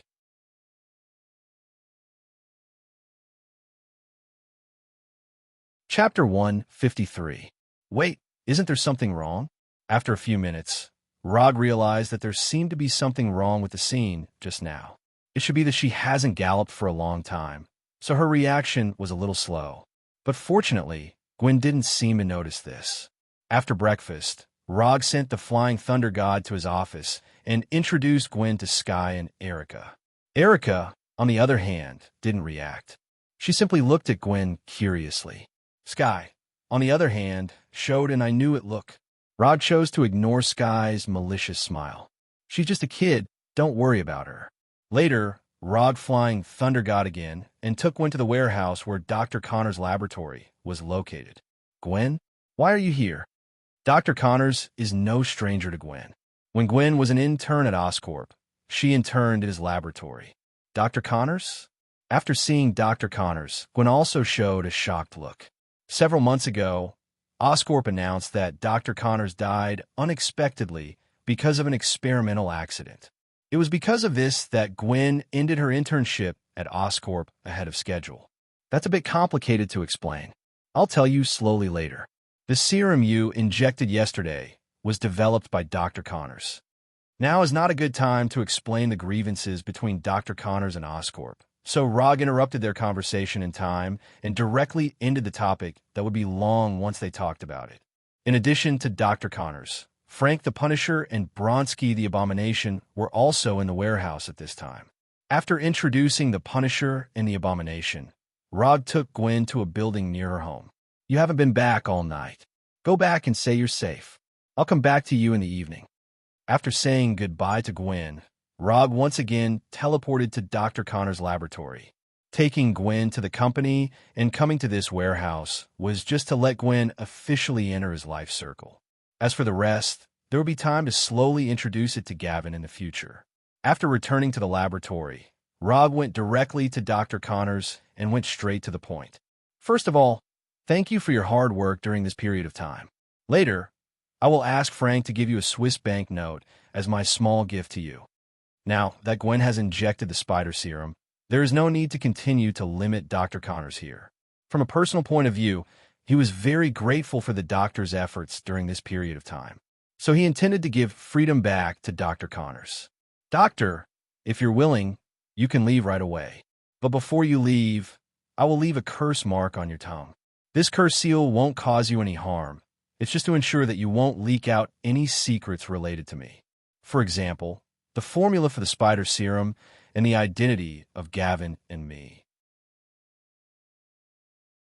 After saying that, Rod paused for a few seconds before continuing. Normally, I shouldn't threaten you at this time, but you should also understand the importance of these secrets. The best way to make someone keep a secret was to send that person to meet the Grim Reaper, because only dead people will never leak secrets. But to Dr. Connors, who had helped him, Roger could not do such a thing as burning the bridge after crossing the river. In any case, Dr. Connors helped him complete a small dream. So if it wasn't necessary, he would never do that. Since he can't kill Dr. Connors, he can only use other ways to ensure that Dr. Connors doesn't leak secrets. And at this time, it's time for the system to perform. There are all kinds of fancy ninjutsu in the system, and one of them is called the Seal of Tongue Calamity Isolation Seal, which is very suitable for his current needs. The Seal of Tongue Calamity Root is a special seal used by Konoha Pot King Danzo to bind his subordinates. By engraving the cursed seal on the target's tongue, the target can't say any secrets related to himself. Once there is such an idea or plan to do so, the target will be paralyzed, unable to speak, and unable to move. Actually, I don't intend to leave here. If you allow me, I want to study the abomination, Bronsky. I can be a member of your team, as long as you are willing to cooperate with my research on the abomination.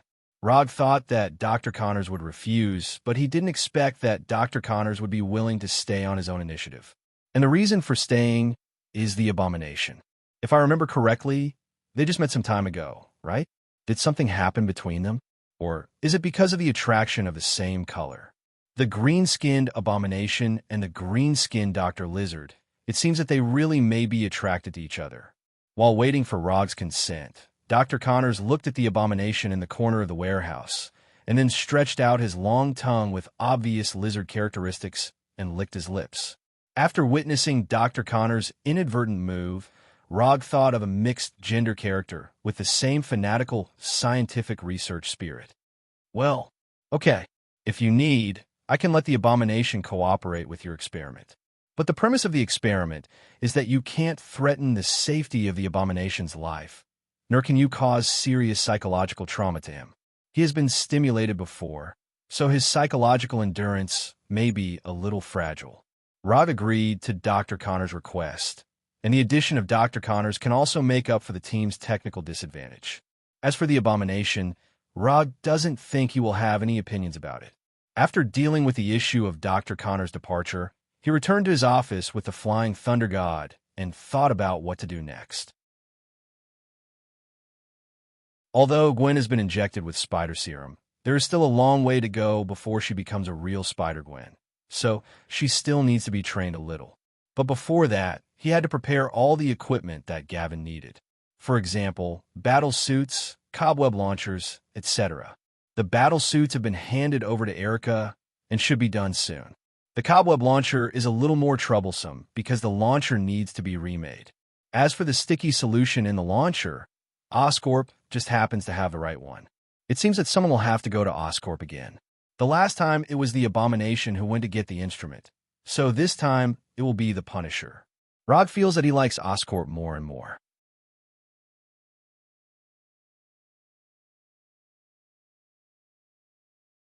Chapter 154. The matter of the spiderweb mucus is easier to solve, but for the launcher, you need to find a professional. Although Dr. Connors has the title of a doctor, he is only good in the field of biotechnology. Spiderweb launcher, a typical technological product, is obviously not within his research scope. Fortunately, Rog happens to know a friend who is very good in the field of mechanical technology. If there are difficulties, look for Tani. As long as it is something related to mechanical technology, looking for Tani is the right thing to do. After dialing Tani's phone and explaining the purpose of the call, Tani simply agreed. For Tani, The difficulty of creating a spiderweb launcher is similar to that of a toy in a middle school student's science and technology handicraft class. Although Tani agreed to Rog's request, he also made a small request to Rog. If there is a chance, he would like to see Gwen.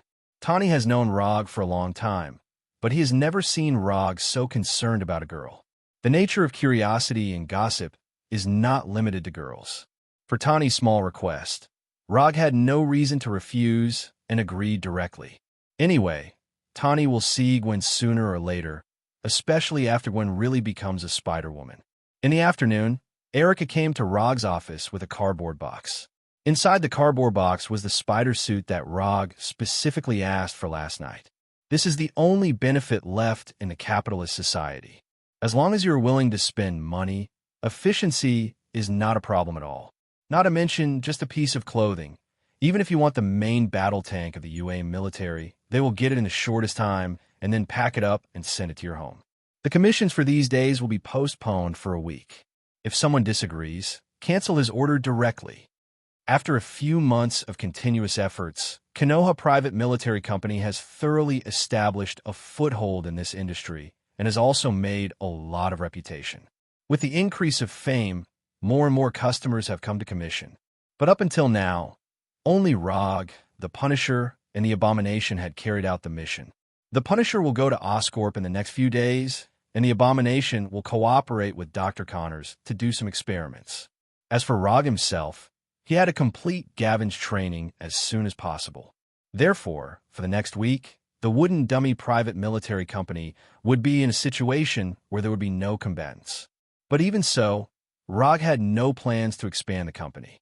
What he wants is an elite organization like the Akatsuki, not the existence of a large number of people like the Hidden Villages.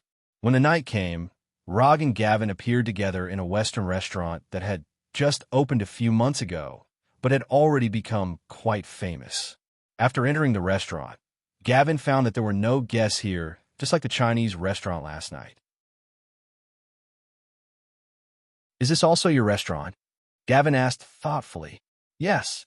I don't like to eat in restaurants that are too noisy, so I opened my own restaurant." Rog has several restaurants like tonight's Western restaurant, each of which focuses on a different category. For example, tonight's restaurant is dominated by classic French dishes. Is every superhero rich, such as Iron Man, Tony Stark? Gavin changed the subject and continued to ask. No. In fact, having no money is a common phenomenon among superheroes. Like Tani, he's a different kind. That being said, if superheroes want to make money, it's still easy. For example, the hero dolls and figurines that sold like crazy some time ago. Whether it's licensing or endorsement, as long as superheroes want to make money, a lot of companies will contact them in the first place. However, these superheroes don't seem to have a high desire for money. There are very few people like Rog who have always been eager for money. Be a common man, greedy for money, lustful, and righteous. This is the state of life that Rog wants. From the current point of view, he feels that he is doing quite well. At least he has not deviated too far from this life trajectory. When Gavin's delicate face became a little red because of the red wine, Rog ended the good French dinner and took her back to his home. Then, he took Gavin to his custom-made training room. This training room is not big, only 70 or 80 square meters. Although the area is not large, it is still very suitable for initial training. Change into this suit. After handing the black and white spider suit to Gavin, Rog returned to his room and changed into a comfortable sportswear. When he came to the training room again, he saw Gavin, who had changed into the spider suit. Except for not wearing a hood, Gavin is now perfectly in line with his imagination. This is Spider Gavin. After calming down a little, Rog came to Gavin and said seriously, "Although you have been injected with the spider serum, you have not fully adapted to the power of the serum, and you have no combat experience. So, before you go out to save others, I will do some basic training for you." Good. Gavin didn't say anything and directly agreed. Growing up in a police family, she has a chivalrous heart since she was a child. If it weren't for her father's strict opposition, she would even become a righteous policeman like her father in the future. After watching various fighting videos for more than 10 or 20 minutes with Gavin in the training room, Rog said to Gavin. Now, let's start the formal training. As soon as the voice fell, Rog took the lead in launching an attack. Although Gavin has no combat experience, the extraordinary physique and reaction given by the spider serum still made her instinctively resist. Rog has no intention of teaching Gavin fighting techniques. With the spider serum, Gavin doesn't need to learn those things. She just needs to be familiar with her current strength. Letting her watch the fighting videos was just to let her have a rough understanding of what close combat was all about. Attack, block, counterattack. As time went by, Gavin's movements became more and more agile, and the speed of her attacks became faster and faster. Under Rog's intentional control, Gavin quickly adapted to the extraordinary power brought by the spider serum and began to have the momentum of a superhero. But there is one thing he can't control. In order not to hurt Gavin, he didn't use any ninjutsu or weapons. Even chakra is not used too much. But this kind of close combat fighting is destined to have a lot of intimate physical contact between them, especially when both of them had drunk red wine. As a result, the atmosphere of the battle began to subtly change. The place of the battle gradually evolved from the training room to Rog's bedroom. This night is destined to be a restless night.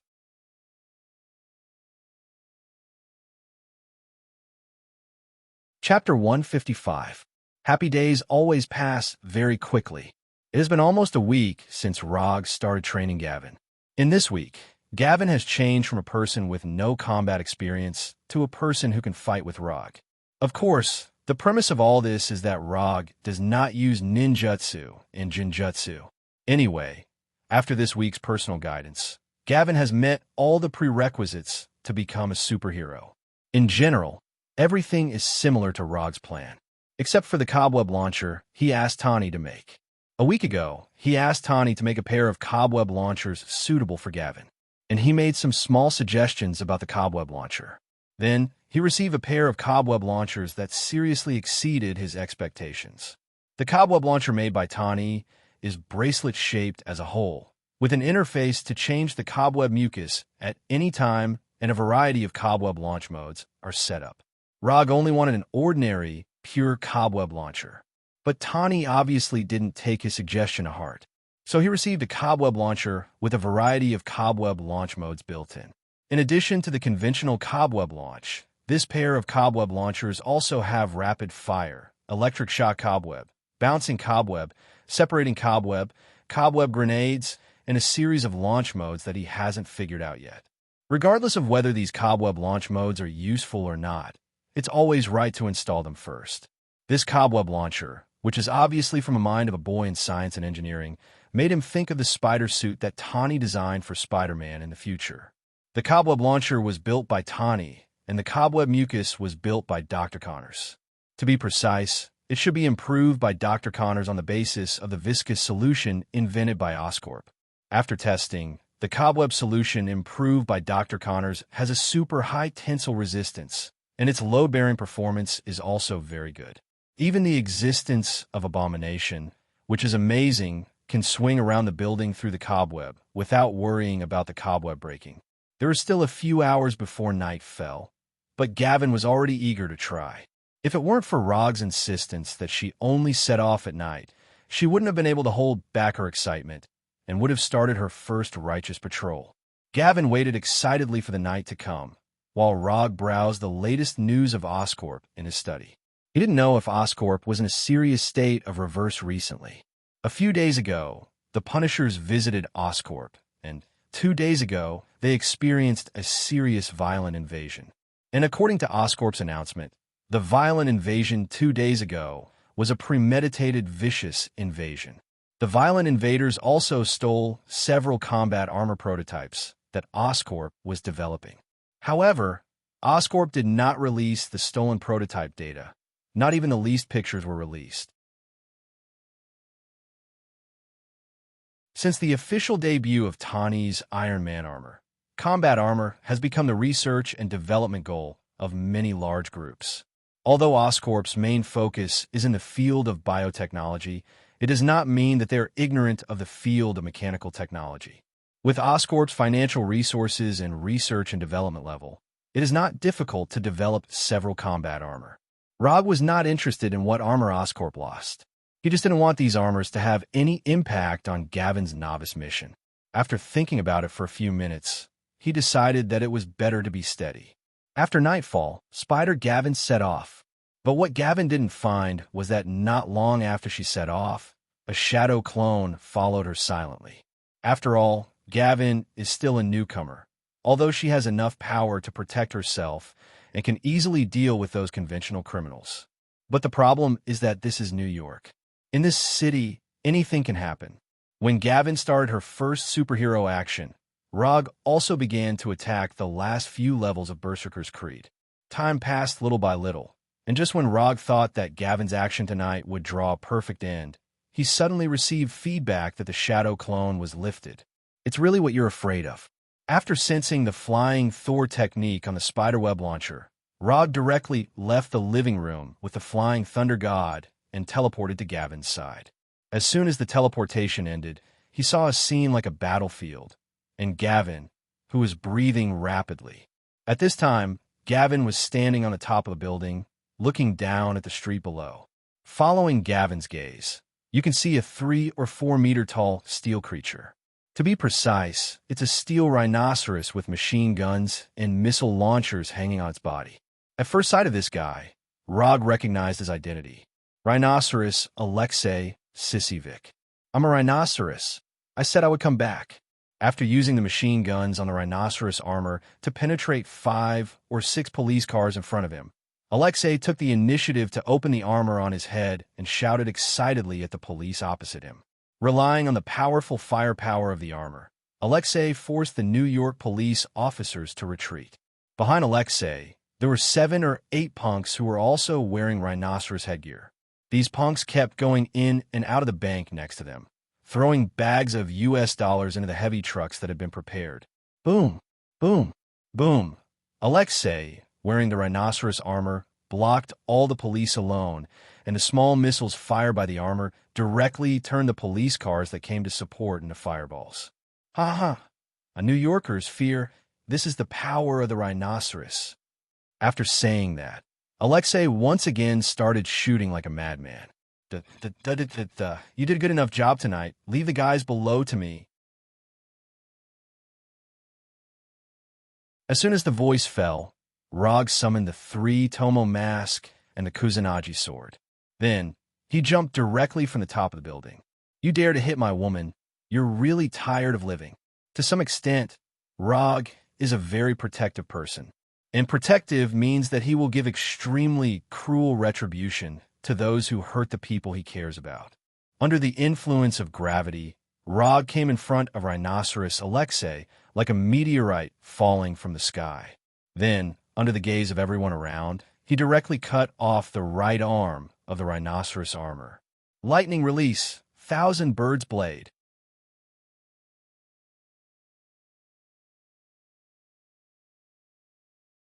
Chapter 156. In the blink of an eye, the right arm of the rhino armor, who had just been arrogant, was immediately cut off. It wasn't until the rhinoceros armor's thick metal right arm fell to the ground with a dull thud that everyone finally realized what had happened. A white mask with 3-tomo and a katana wrapped in electric current. He is the masked man of the Avengers. Although strictly speaking, Rog is not a member of the Avengers, but in people's hearts, he is a member of the Avengers. Although this misunderstanding has been deeply rooted in people's hearts, Rog and the Avengers have no intention of explaining. Misunderstanding is misunderstanding. Anyway, it's not a bad thing. How dare you lay your hands on my woman? Rog is very angry now, very angry. He couldn't bear to hit Gwen too hard during training, but this damned rhinoceros man injured Gwen during her first operation. Although Gwen was not hit by bullets and missiles, he clearly saw the scene of the Rhino Man hitting Gwen through the feedback of the Shadow clone. Your woman. Alexei's IQ is not high. Otherwise, he would not have taken his men to rob a bank not long after he got the Rhino armor. So he couldn't react for a while. Who was the woman Rog was talking about? Alexei didn't answer Rog, or rather, He couldn't remember who Rog was talking about. Even a few minutes ago, he had just hit Gwen, and he didn't think of this. Chi. Alexei stood there in a daze, but Rog didn't intend to be in a daze with him. He raised his katana and cut off the other arm of the rhino armor. Clang! When the other metal arm was cut off, Alexei finally remembered something. You're talking about that woman. The woman who jumps around like a spider. Alexei said loudly, and then Roger raised his hand and slashed down again. This time, Rog cut the left leg of the rhino armor. Bang! Without the support of its left leg, the gigantic rhinoceros armor fell backwards without any suspense, coming into close contact with the ground. The rhino armor developed by Oscorp looked very powerful, but in fact, it was not even comparable to Obadiah's Ironmonger. Not to mention Tani's Iron Man armor. Although Ironmonger was not very strong, Ironmonger could at least fly, and it used the arc reactor as a power source. From a technical perspective, the Rhino armor is at least several levels behind Tani's Iron Man armor. The difference was even greater than the difference between an ordinary production car, an F1 racing car. Oh, looks like you've remembered. After saying that, Rog cut off the horn of the steel rhinoceros that was half the height of a man. Alexei tried his best to control the rhinoceros armor, trying to stand up again or use the armor's weapons to repel Rog. However, Rog did not give him the chance to do so. The Kusanagi sword entwined with lightning constantly slashed across the rhinoceros armor, destroying the weapons attached to the rhinoceros armor one by one. Later, under the watchful eyes of the people and the live news camera, Rog stepped onto the rhinoceros armor that was lying on its back. If you just robbed a bank, I would have beaten you up at most and then handed you over to the New York police. But you did something that I can't forgive, so... Before he finished speaking, Rog raised the Kusanagi sword in his hand and then inserted it straight down. The size of the rhinoceros armor is far larger than that of a normal person, which means that the controller inside will be perfectly wrapped inside the armor. Although it is impossible to see the inside of the armor, it is easy to guess where Alexei's limbs are in the armor by inferring from the position of Alexei's head. This sword strike is because you sent her flying. The Kusanagi sword entwined with lightning pierced Alexei's left shoulder with great precision. A strong tingling and severe numbness caused by the electric current instantly spread throughout his body, and at the same time, he completely lost the ability to move his left arm. This sword is because you put me in a bad mood. After pulling out the Kusanagi sword that pierced Alexei's left shoulder, Rog used the same method to pierce his right shoulder. Even if Alexei was a felon who returned to prison as if he was going home, after experiencing the pain twice in a row, he couldn't help but scream. It wasn't until this time that Alexei's companions finally reacted. They took out their weapons and aimed at Rog, who was standing on the rhinoceros armor. For these gangsters who didn't even have a name, Rog didn't even have the interest to kill them. When these gangsters pointed their guns at Rog, they saw a pair of blood-red eyes with 3 tomo. Sharingan, Jinjutsu. Just for a moment, these gangsters seemed to have suffered indescribable severe pain. One by one, they held their heads and then made tragic cries of pain. Don't expect your companions to come and save you. They don't care about you now.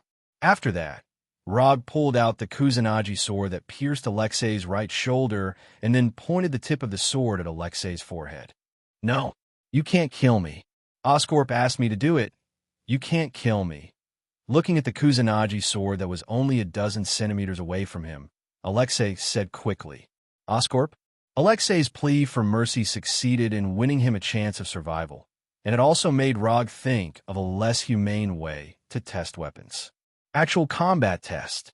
For weapon developers, there is an embarrassing problem that they don't want to face, but they have to face it. That is, what kind of performance will the developed weapons show in a real battlefield environment? Generally speaking, there are only 2 solutions to this problem. The first is to use complex experiments to simulate all the bad situations that may be encountered on the battlefield, so as to test the performance of weapons in these extreme environments. This method is much more humane and relatively scientific, and it is the method used by most weapon developers at present.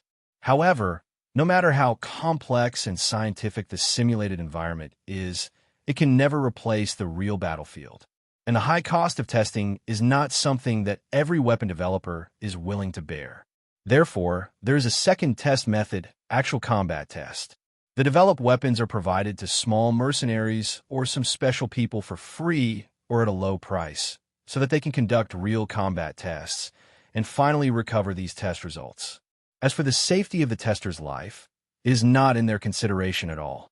As far as ROG knows, there are many unknown small mercenary teams that have accepted such an actual combat test commission and then inexplicably died on an unknown battlefield.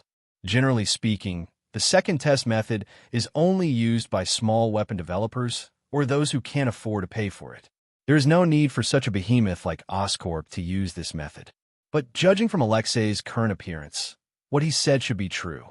Oscorp, it seems that it is not as simple as he thought. Daring to conduct an actual combat test of weapon-type armor in New York, this kind of courage is not something that ordinary people can have.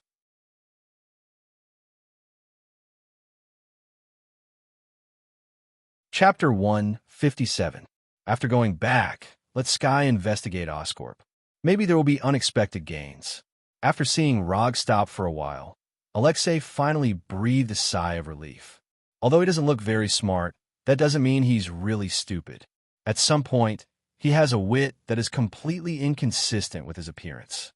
Just when everyone thought that ROG was going to hand over Alexei, who had no power to fight back, to the police, the Kusanagi sword in his hand flashed with thunder and lightning again. Let him go. Logue had never thought of it that way. Although the information given by Alexei is still valuable, it is far from enough to let him go. And with one less unstable factor like Alexei, New York will be safer. Alexei in the rhino armor watched the Kusanagi sword entwined with lightning again, and then, before he could say anything, the Kusanagi sword pierced his head. When Alexei said Oscorp, he was destined to say goodbye to his life. The only difference was who did it. After solving Alexei's episode, ROG went directly back to the top of the building with the Flying Thunder God, and then returned home with Gwen. You did a good job tonight, but you're a little inexperienced. It's not your fault that the Rhino Man caused collateral damage. Superheroes are not gods, and they can't protect everyone. It's not a good sign for a newcomer like Gwen to encounter this kind of situation for the first time. But when Gwen took off the white hood on her battle suit, ROG felt that his comfort just now seemed a little superfluous. Gwen not only didn't have the slightest loneliness and unwillingness, but she also looked unsatisfied. I'm fine, don't forget, I grew up in a police family. Gwen replied with a smile. After seeing Gwen's appearance at this time, ROG finally felt relieved. He was afraid that Gwen, after having the power beyond ordinary people, would not intuitively regard saving others and the world as her obligation, and eventually become the so-called savior with the mentality of everything I do is for the whole world. That's right, he was referring to S-H-E-L-D, represented by Mother Asterisker Fokker. You want to save the world, but have you asked for the world opinion? Maybe the world doesn't even want you to save it. How do you know what their thinking isn't? Destroy, hurry up. Taking the initiative to help others when they were in need or in danger was a hero. When others didn't need it at all, forcefully helping others for their own good or self-righteously, that wasn't called a hero. That was called shameless. When Gavin took off his battle suit and returned to his room to rest, Rod came to the company with the Flying Thunder God and went directly to Sky's office. Although it was already late at night, for a hacker girl like Sky who liked to stay up late at night was the time when they were the most active. The lights in Sky's office were off, and the screen was the only source of light in the room. Through the screen, he could see Sky's little head. She didn't know if it was because Sky was too engrossed or because Rog's footsteps were too soft. When Rog came to Sky's side, Sky didn't even notice his arrival. Rog thought that Sky was invading some secret department again, but after seeing the page displayed on the screen, he couldn't help but frown. Sky was now logged into an anonymous communication and posting website. The name of the website was simple and crude. Who was the Masked Man?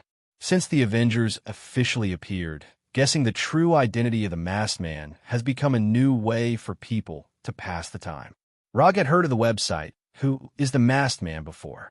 Among the many websites that used his identity as a gimmick, this website was worthy of being the first and the only one that had been interviewed by Fox News Channel. It had the most registered users, the most posts, and the most bizarre users. A disfigured woman, a biohuman secretly studied by the government, a Zatari who abandoned the dark, an alien who didn't want to show his face. Some people even said that he was the reincarnation of President Roosevelt's soul and provided a lot of seemingly reliable evidence. Rog wasn't surprised that Sky would log on to this website. What he didn't expect was that Sky was the administrator of this website. Looking at Sky using the account with the highest administrator authority to reply to all kinds of irresponsible posts and pin the posts that speculated that he was a woman one by one, he knew that this matter wasn't as simple as it seemed. What is this, the head of the anti-fans? My subordinate is the head of my biggest anti-fans.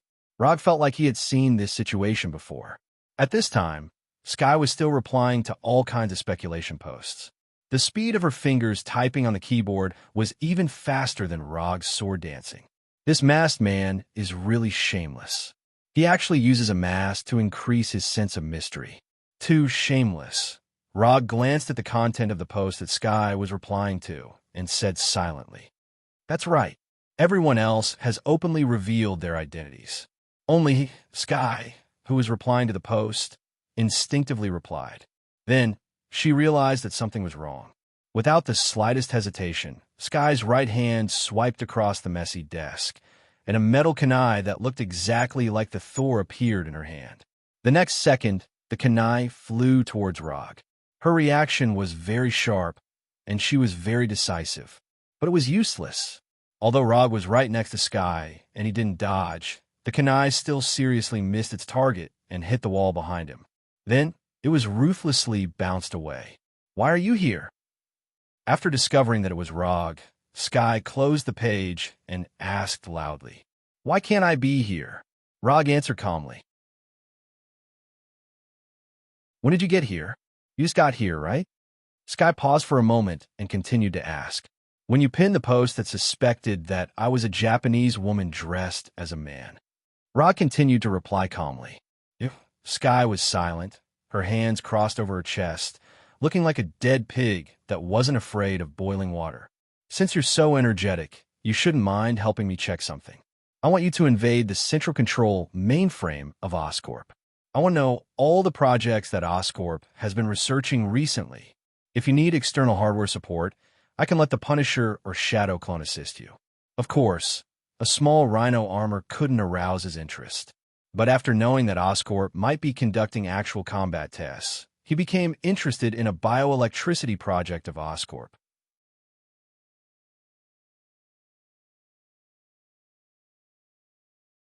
Chapter 158. As a business giant that can compete with Stark Industries on military orders, Oscorp has a lot of strange research. And without exception, Oscorp's research has the possibility of weaponization and militarization. Although Oscorp has a lot of research projects, there are not many that can interest Rog, especially those that can help him now. In addition to Richard's mutant spider, the only thing that can attract his attention now is Max the Electric Man. But for the time being, he is not sure whether Max the Electric Man has been born. Unlike the Rhino armor, which is a product of some pure purpose, the birth of Max the Electric Man was purely an accident. Max is a talented electrical engineer, and his design even helped Oscorp win a crucial New York power grid project.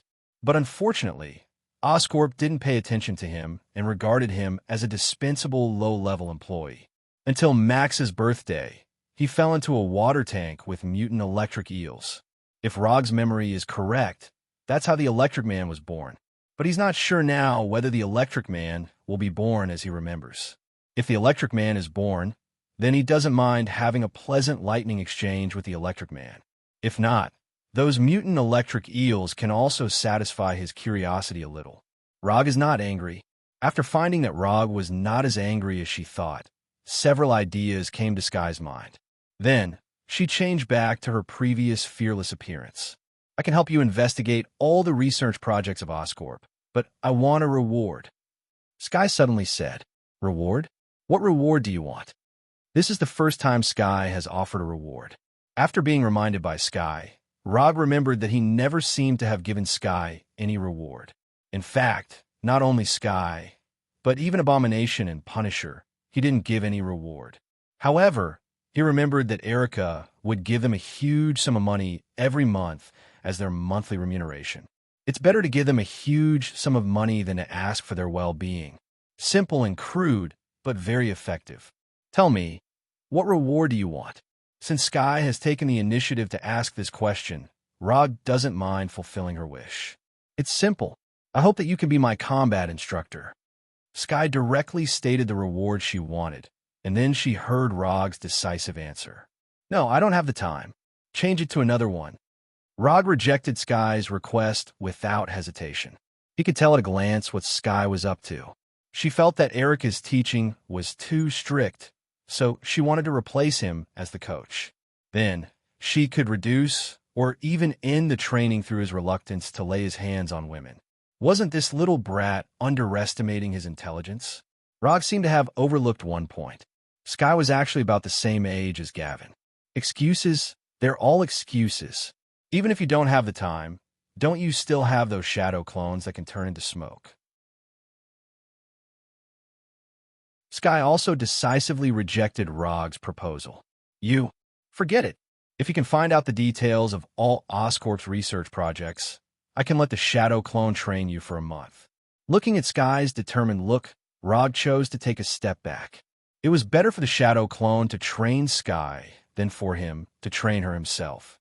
After reaching a strange deal with Sky, Rog left the company and returned home. Before going to bed, he took the time to complete the last few levels of Berserker's Creed before returning to his bedroom. Berserker's Creed was cleared. What should he play next? Watchcat, Rainbow Six, or Mysterious Sky Territory?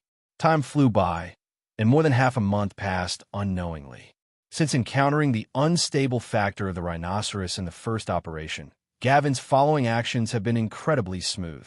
After half a month of continuous action, Gavin also successfully earned her own hero title, Spider-Woman.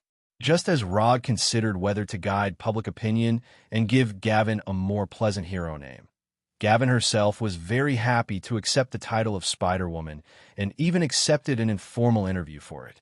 After a high-level fire rescue, since Gavin herself had no opinion, Rog was too lazy to make any small moves.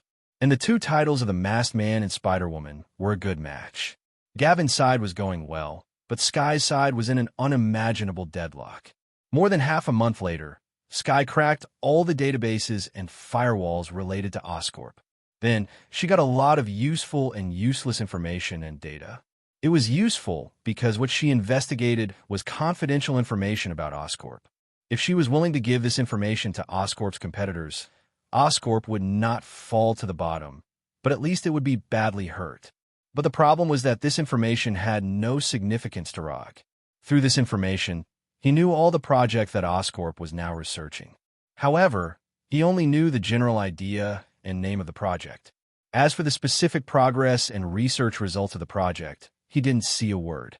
Although it was very different from what he imagined, he did find something that interested him. On the feasibility and development of human capacitors, preliminary report on carbon-based bioelectricity, mutant electric eels biological structural reorganization test on humanoid creatures. There were many similar reports, but they all had only one report name and the submitted funding application. Oscorp's practice of guarding specific research reports made Rog think of Dr. Connors. When Dr. Connors was still honestly presiding over the interspecies genetic research project, Oscorp was not so cautious. However, Rog could still understand why Oscorp had become like this. Every now and then, a good company would be violently invaded by some people. And every invasion, something would be lost more or less. As long as Oscorp's management had not lost their minds collectively, they would certainly upgrade the corresponding security level. After more than half a month of trying, it was basically certain that the gentle and kind way could not get the desired information from Oscorp. Therefore, Rog intended to use his best and most skilled way to deal with this matter. Oscorp, you forced me to do this. If you had cooperated a little, I wouldn't have had to use this method. Thinking of the situation that Oscorp was about to face, Rog sighed helplessly.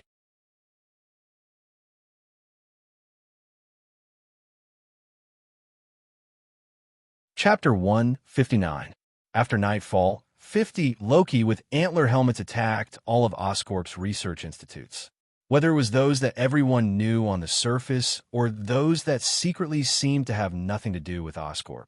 Although there was no specific information and progress of those research projects in the intelligence collected by Sky, it was not difficult to infer the location of these research institutes from this information, especially when these institutes apply for research funds and equipment from Oscorp from time to time.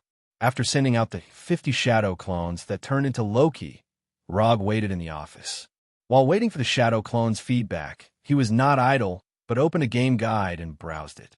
After clearing Berserker's Creed, he was thinking about which game to continue to play. After some careful and unreasonable consideration, he chose another game called Miyazaki Old Thief's Malice, Unparalleled Black Souls 3. Cutting the grass. Don't be afraid, just do it. While Rog browsed the game guide of Dark Souls 3, Harry Osborn, the head of Oscorp, was escorted by a team of bodyguards to Ravencroft Psychiatric Hospital, far from downtown New York. Since half a year ago, Norman Osborn, the founder and chairman of Oscorp, was bedridden because of his family's genetic disease. Harry, who was only 20 years old, was brought back from school by Norman and took over the business empire with a market value of hundreds of billions of dollars. Relying on his own outstanding ability, Harry, who was only 20 years old, not only successfully controlled the company's elders, but also further improved Oscorp's market share. Now, Harry Osborn is known as another young business leader after Tony Stark. The grievances between Stark Industries and Oscorp have once again become the focus of attention. However, in terms of personal charm, Harry has always been weaker than Tony. The title of superhero Iron Man gave Tony a huge charm bonus and was the key to Harry's reputation never catching up with Tony. Although he can't become a superhero who saves the world like Tony, Harry doesn't care too much about it. Compared with superheroes, he prefers to be the one who controls superheroes. Led by the guards of the mental hospital, Harry came to a secret research room in the deepest part of the mental hospital. Mr. Osborn, long time no see. When Harry arrived at the secret laboratory, a man in a white coat and a pair of heavy glasses greeted him. This man was the head of the laboratory, Dr. Kafka. He was one of the top experts in the field of biological research. What's the current situation of the test subjects?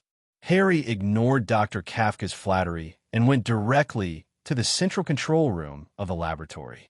Through the special glass in front of the central control room, Harry could clearly see the test subject, Electric Man Max, who was firmly bound in a special device. His blue body was like an electric current. His skin was almost transparent, and the blood vessels in his body were clearly visible. Streaks of electricity continuously flowed within this strange body, emitting a bluish-white light. On Electric Man Max's left temple, there was a small capacitance monitoring device that constantly recorded the intensity of the electric current in Electric Man Max's body. The overall condition of the test subject is stable.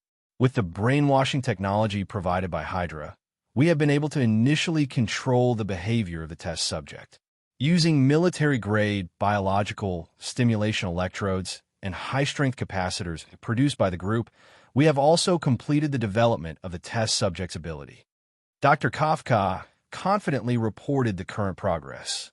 He had enough reason to be proud of being able to study a biological miracle to the current state of initial control. This kind of thing was not something that anyone could do. How was the progress of the replication test subject? When can we start the weaponization test? Harry didn't look back, his eyes still on Electric Man Max. The weaponization test can start any time. As for the replication test subject, a suitable method has not been found yet. We have simulated the whole process of the mutation of the test subject, but we have never been able to reproduce the life form of the test subject. At this point, Dr. Kafka's tone became slightly weaker. After hearing Dr. Kafka's words, Harry turned his head and glanced at him blankly, then said with a little dissatisfaction, "Solve it as soon as possible." Harry didn't say what would happen if he couldn't solve it, but Dr. Kafka didn't dare to have the slightest carelessness. If he really couldn't solve the problem of replicating the Electric Man, then he wouldn't have to think about it in the future or even think about any problems. The shorter the sentence, the more serious the situation was.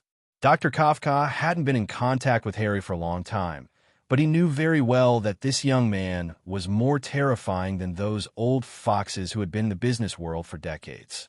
In the past few months, Harry had sent more than one or two of the group's old men as test subjects. Those old men at the top of the group were self-conscious and didn't put the young Harry in their eyes. As a result, they were sent by Harry to accompany those mutant electric eels. This young man was very ruthless.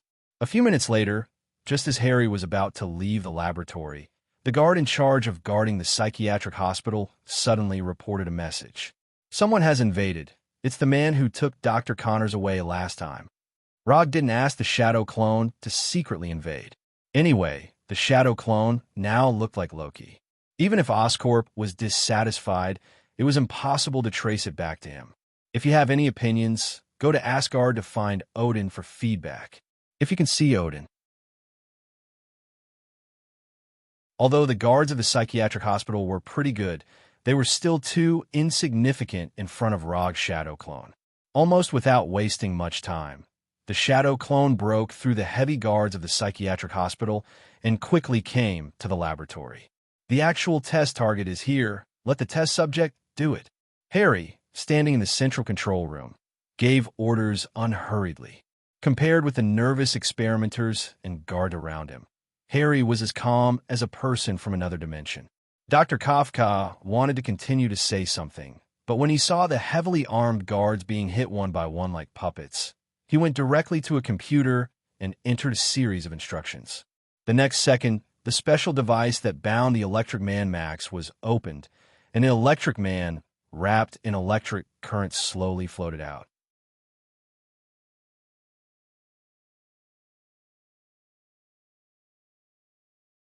Chapter 160. Kill the Intruder. As soon as the Electric Man left the restraint device, he heard the order from Harry. The Electric Man, floating in the air, turned to look at Harry in the central control room, then landed directly on the ground, and the electric current on his body disappeared. After landing on the ground, the Electric Man didn't immediately attack and transform into Loki's shadow clone. Instead, he silently looked at his hands. It was the first time Electric Man Max had time to look at his current appearance since he fell into the fish tank where the mutant electric eels were raised. He only remembered that the mutant electric eels attacked him one after another. Some of the mutant electric eels even swam directly into his body from his mouth. Pain, extreme pain. Electric Man Max couldn't remember what happened after that. The only thing he still remembers now is the extreme pain of his whole body being torn apart and reassembled again and again. When he woke up again, he was already in this laboratory and hung on the special restraint device like a mummy. In the following days, he experienced all kinds of inhuman experiments beyond his imagination. Until one day, several people in Hydra uniforms came to the laboratory. Later, in addition to those inhumane experimental tests, he also began the 24-hour brainwashing experience.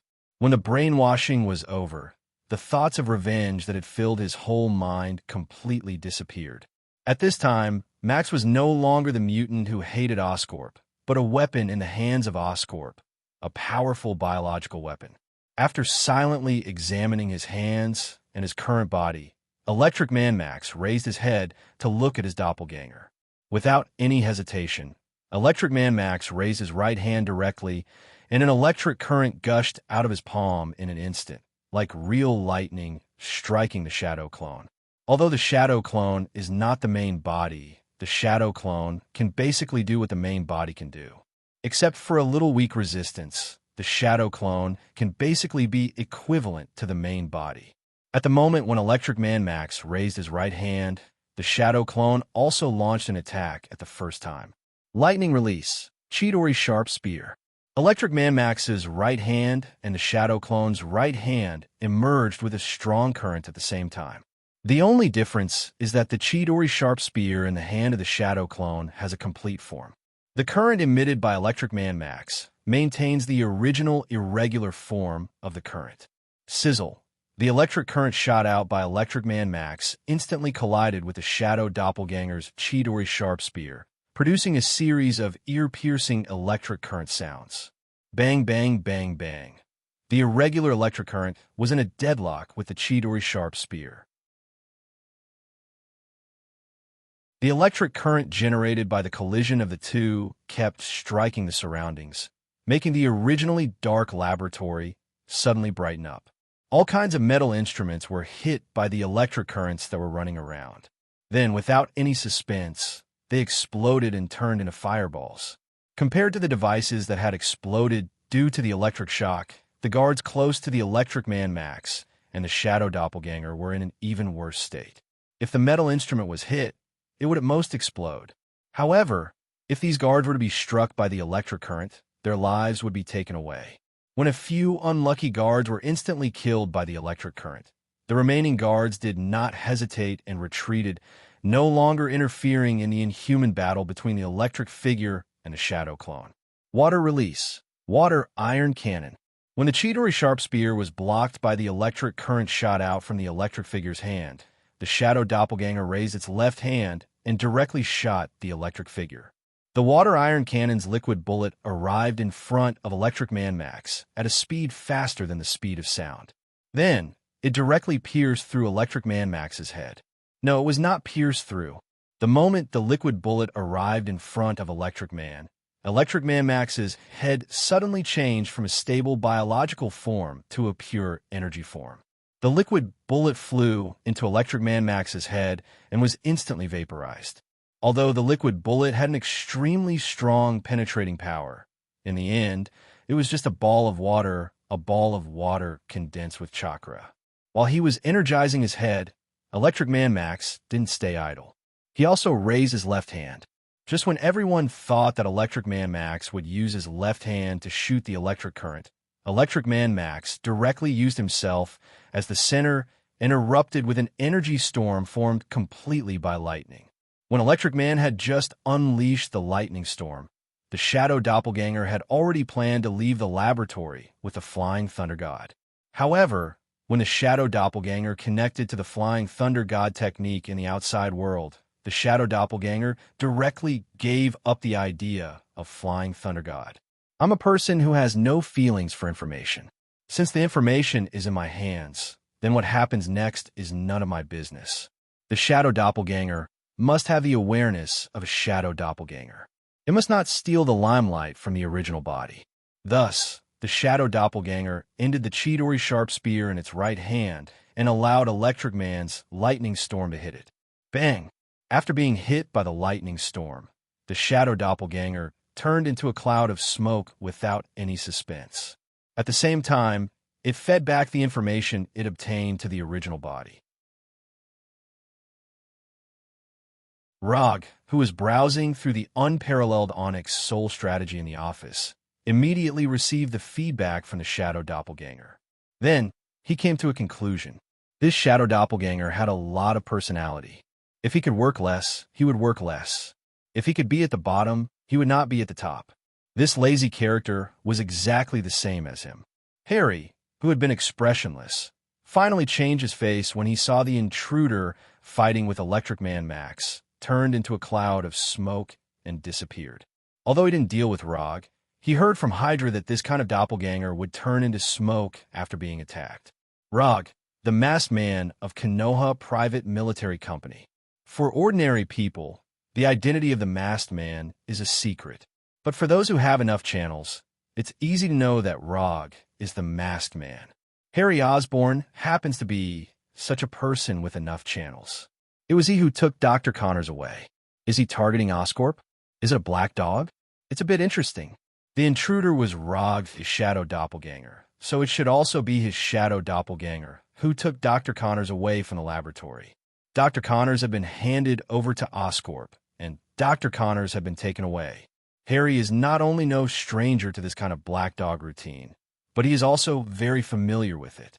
When he first took over Oscorp, he used this method a lot. For a while, Harry had the idea that he was the same kind of person as Rog.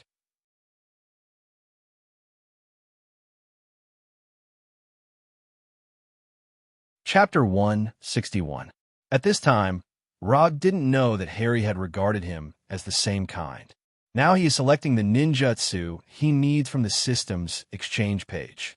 To be precise, it's a sealing technique. Electric Man Max was able to turn his body into energy, which meant that most of his attacks would not be able to do any harm to Max. However, this doesn't mean that he has no way to deal with the Electric Man. Since the enemy can energize his body, then he just needs to seal the opponent's ability. Energization is indeed a very difficult ability to deal with, but it's far from unsolvable. In the system's exchange page, there is a page dedicated to the exchange of sealing techniques. Susu Tatsuka Sword, Chibaku Tensei, 6 Pads Chibaku Tensei, Immortal Method Magnetic Release Rasengan, Immortal Method Bright God Gate. Looking at these exchange icons shining with golden light, Rog directly chose to ignore them. To deal with an Electric Man, he doesn't need these advanced goods. It didn't take long for him to choose the sealing technique he needed this time. 4-symbol seal, plus a King Kong seal that can both attack and defend. These two ninjutsu directly consumed 70 ninja coins, making his unconsumed ninja coins amount to 305. After the Battle of New York, he didn't slack off. Especially after accepting the commission from Oscorp, he executed the commission for several months in a row, making his unconsumed ninja coins amount to 375. The two ninjutsu only added up to 70 ninja coins. In general, this is a good and cheap exchange. After completing the exchange, Rog didn't go to Ravencroft Psychiatric Hospital immediately. Instead, he first practiced these two ninjutsu in the office before transforming into Loki and teleporting there. Although the ninjutsu used when he attacked may be recognized, the disguise still needs to be done. This is a matter of attitude. Regardless of whether this disguise is useful or not, he still needs to be cautious. Rog, who had transformed into Loki, arrived at the Thor teleportation point closest to Ravencroft Mental Hospital. Just as he was about to teleport to the mental hospital, he saw the Electric Man in a special battle suit flying out of the mental hospital. Electric Man Max had no intention of hiding his existence at all. He flew through the air in an arrogant manner, drawing a bright arc in the night sky at the same time. Where is this guy going? Rog thought that Electric Man Max was going to leave New York, but Electric Man flew in the opposite direction. Not only did the Electric Man show no signs of leaving New York, but he also flew directly to Times Square. Rog seemed to have guessed the guy's plan when he saw the Electric Man flying arrogantly across the night sky without hiding his tracks. Did he want to use a grand enough stage to announce his debut? Times Square was a famous neighborhood in New York. It was known as the crossroads of the world. It was a landmark with high popularity in the whole world. Appearing in such a place, as long as the next day was not the end of the world, it could basically be regarded as a scheduled headline for the next day's newspaper. Now that the destination of Electric Man had been predicted, Rog naturally did not need to follow him and teleported directly to the top of a building near Times Square. After the teleportation, he also lifted the effect of the transformation technique on his body. Although he did not know why Max the Electric Man had done this, or what Harry Osborn had in mind, but since the other party wanted to play, he didn't mind playing with them. Without any hesitation, he psychically brought out his signature equipment. Wearing the 3-tomo mask, the Thunder Fan, and the Kusanagi sword, Rog patiently waited for the arrival of Electric Man. It didn't take long for Electric Man, who had been showing off all the way, to come to the sky above Times Square. Then, under the watchful eyes of the public, there was a superhero-like descent. Boom! Like a bolt of lightning falling from the sky, it hit a deep pit on the ground. Then, Electric Man, who was kneeling on one knee, slowly stood up and opened his arms to the frightened crowd in front of him. I, Electric Man, am on the stage. As he expected, after his appearance, The crowd that had gathered in the square suddenly dispersed and left quickly as if they were escaping a disaster. At the same time, the reporters who had been interviewing in the square also pointed their cameras at him. In the next second, the face of Electric Man, which was very different from that of human beings, appeared on the outdoor display screens around the square. Dozens of large and small outdoor displays around Times Square showed Electric Man Max's face at the same time. This experience, which even superstars may not have, made Electric Man Max feel a long-lost sense of importance and satisfaction. This feeling of being watched by the whole world is really cool. Although it was very different from the scene he had originally imagined, Electric Man Max was still very satisfied with the treatment at this time.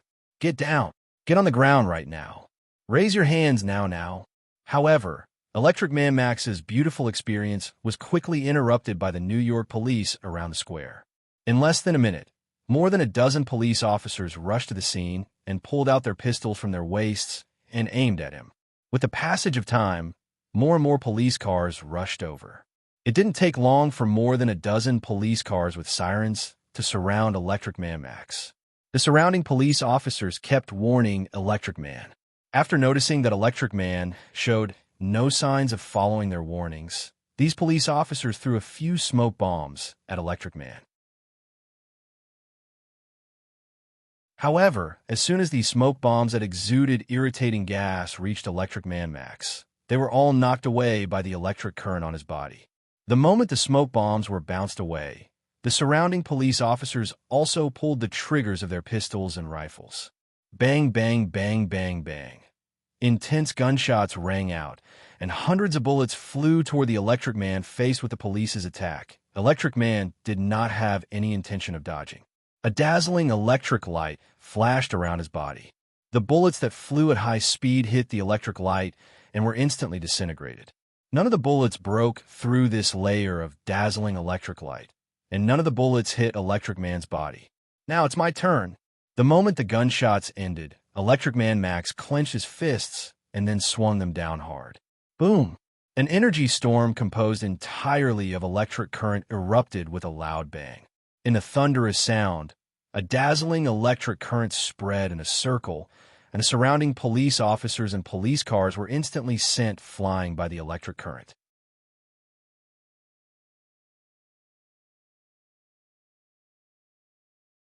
Chapter 162. Although their positions are different, it has to be said that Electric Man Max's appearance is very impressive. With just a simple display of his superpower, the image of an insufferably arrogant villain was born. After Electric Man Max released Lightning Storm, the policeman who was thrown into the air struggled to stand up and then quickly retreated for a distance. Since the Battle of New York, people all over the world have known that there are all kinds of monsters in the world besides ordinary humans. Aliens, mutants, enhanced people. Although these monsters look like humans one by one, in fact, none of them are easy to deal with. And the emergence of superheroes, such as the Avengers, has also made people understand that monsters should be dealt with by monsters. Standing on the top floor of the building, Rog looked down at the Electric Man in the square, and a doubt came into his mind. What does Oscorp want to do?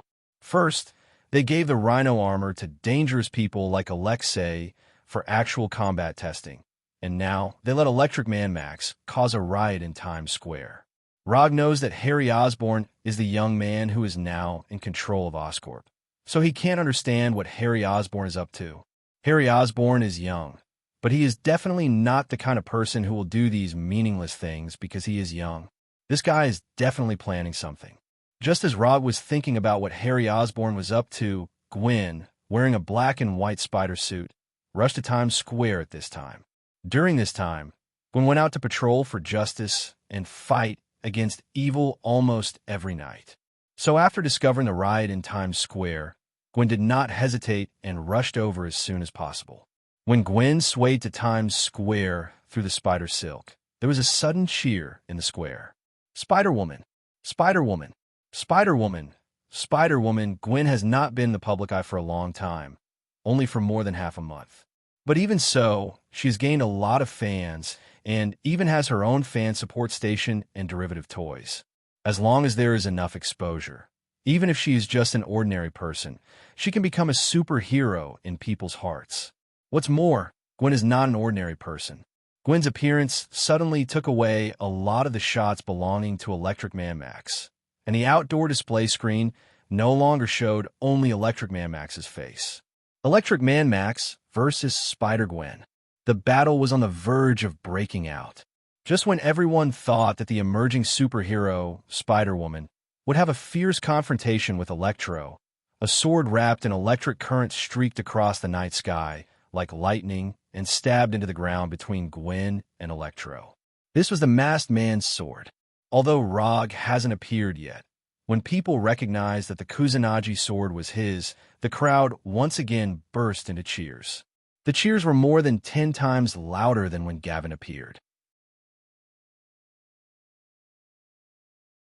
Spider-Woman was just a new hero that had appeared not long ago, and the enemies she dealt with were just ordinary criminals. But the masked man was completely different.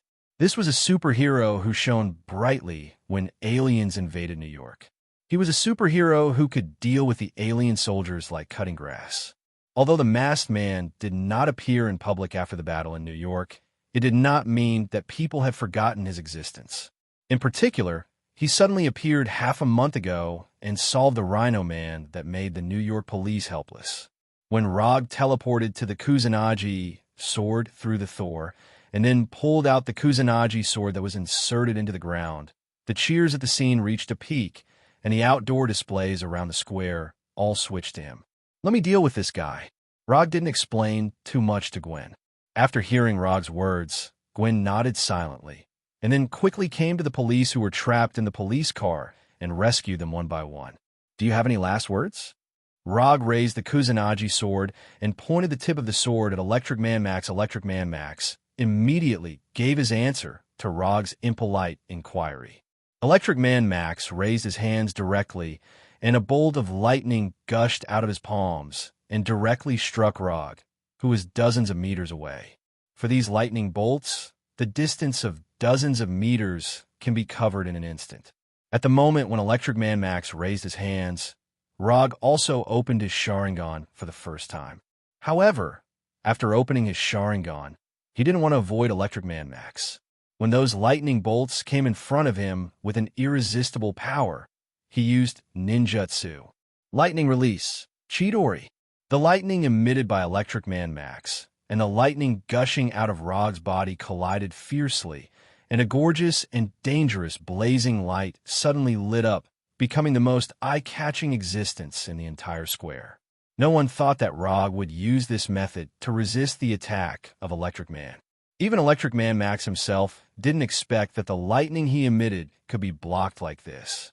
The lightning emitted by Electric Man Max seems to be omnipresent, but in the end, it's just ordinary electric current.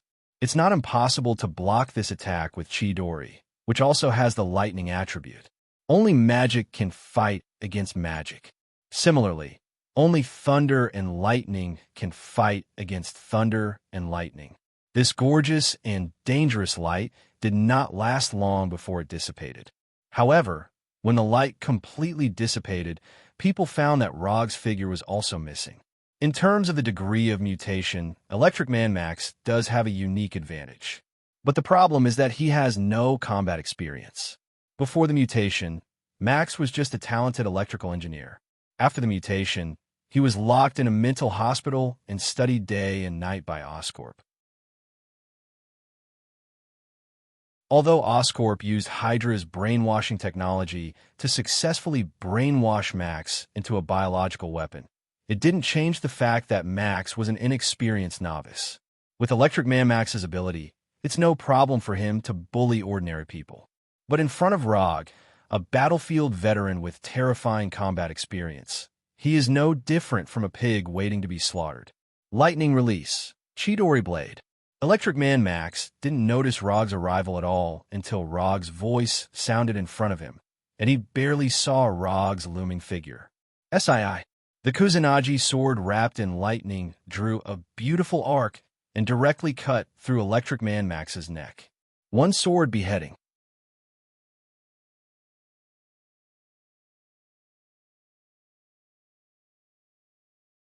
Chapter 163.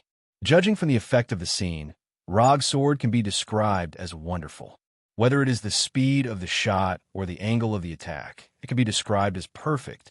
However, Rog, who swung this sword, did not have any happy expression. The feeling is wrong. The attack missed. Although the Kusanagi sword wrapped in lightning cut across Electric Man Max's neck, there was no feeling of hitting the target from the Kusanagi sword. Although Electric Man Max's combat experience is close to zero, his survival instinct is close to a perfect score. Just at the moment when the Kusanagi sword was about to cut his neck, he instantly energized his body and avoided Rog's sword. His reaction is really fast. After the sword missed, Rog did not hesitate and directly used the body flicker technique to retreat dozens of meters away. It was not until Rog completely retreated that Electric Man Max recondensed his body into a human form. If he had not energized his body in time, then he should have become a corpse on the ground by now. The pressure of death made Electric Man Max put away all his arrogance and looked at Rog not far away with a dignified expression. When he left the mental hospital, Harry Osborn reminded Electric Man to be careful of people wearing masks. Electric Man Max didn't quite understand what it meant, but now he finally understood why Harry Osborn gave such a reminder. The guy with the mask is dangerous, very dangerous. But even so, Electric Man Max still did not have any fear. The current me is no longer that submissive existence from before. Now I'm very strong, very strong. Electric Man Max began to fully stimulate the energy in his body, and electric currents of different colors appeared around him, and his whole body became extremely bright, as hot and dazzling as the summer sun. Is this a big move? In that case, I will play with you seriously. Looking at the Electric Man who was getting brighter and brighter, Rog lifted the Chidori flow on his body. Then, the light blue chakra coat began to cover his whole body. It was different from the chakra coat he used in the past. This time, the chakra coat was slightly different. On the light blue chakra's coat, visible lightning bolts could be seen moving around continuously. Rog's body was completely activated. It was an armor that wrapped lightning around the body, increasing the toughness and speed of the body and activating the body. This was the lightning chakra mode with the lightning armor. His speed, defensive ability, and nerve conduction speed were all greatly improved at this moment. When Rog entered the lightning release chakra mode, Electric Man Max had finally finished the initial stage of charging.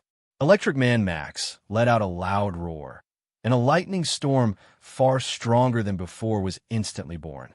Boom! With Electric Man Max as the center, violent electric currents spread out in all directions, wantonly destroying everything around him.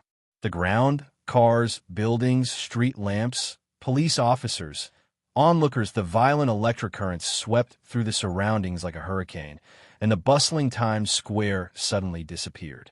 Instead, it was replaced by a mess like a battlefield. When a lightning storm destroyed everything around it with irresistible force, a figure stood firmly on the ground, facing the attack of the lightning storm head-on, as motionless as a mountain. That's it. A big move with such a long lead time is only this powerful. After standing in place and resisting Electric Man Max's move, Rog couldn't help but feel a little disappointed. I deliberately entered the lightning release chakra mode, and this is all you showed me? Aren't you looking down on me too much? Rog thought that Electric Man Max could bring him a fairly pleasant battle, but it turned out that he thought too much. As far as the current situation was concerned, Electric Man Max only knew 3 moves: Electric Shock, Lightning Storm, Energy Body. Although the move just now was a little stronger than the previous Lightning Storm, in the end, it was just a lightning storm. In that case, I'll finish you quickly. With a thought, Rog's figure disappeared from everyone's sight again. The moment Rog disappeared, Electric Man Max didn't hesitate and immediately began to energy body. However, his reaction was still a step too slow. Lightning Body Blink. After entering the lightning release chakra mode, Rog's body blink technique also became Lightning Body Blink, which was faster and the activation time was shorter. As soon as Electric Man Max noticed that Rog had disappeared, Rog had already appeared in front of him. For symbol seal. Under Electric Man Max's gaze, Rog's left hand wrapped around chakra pressed on his chest. In an instant, a seal with spiral patterns appeared on Electric Man Max's chest.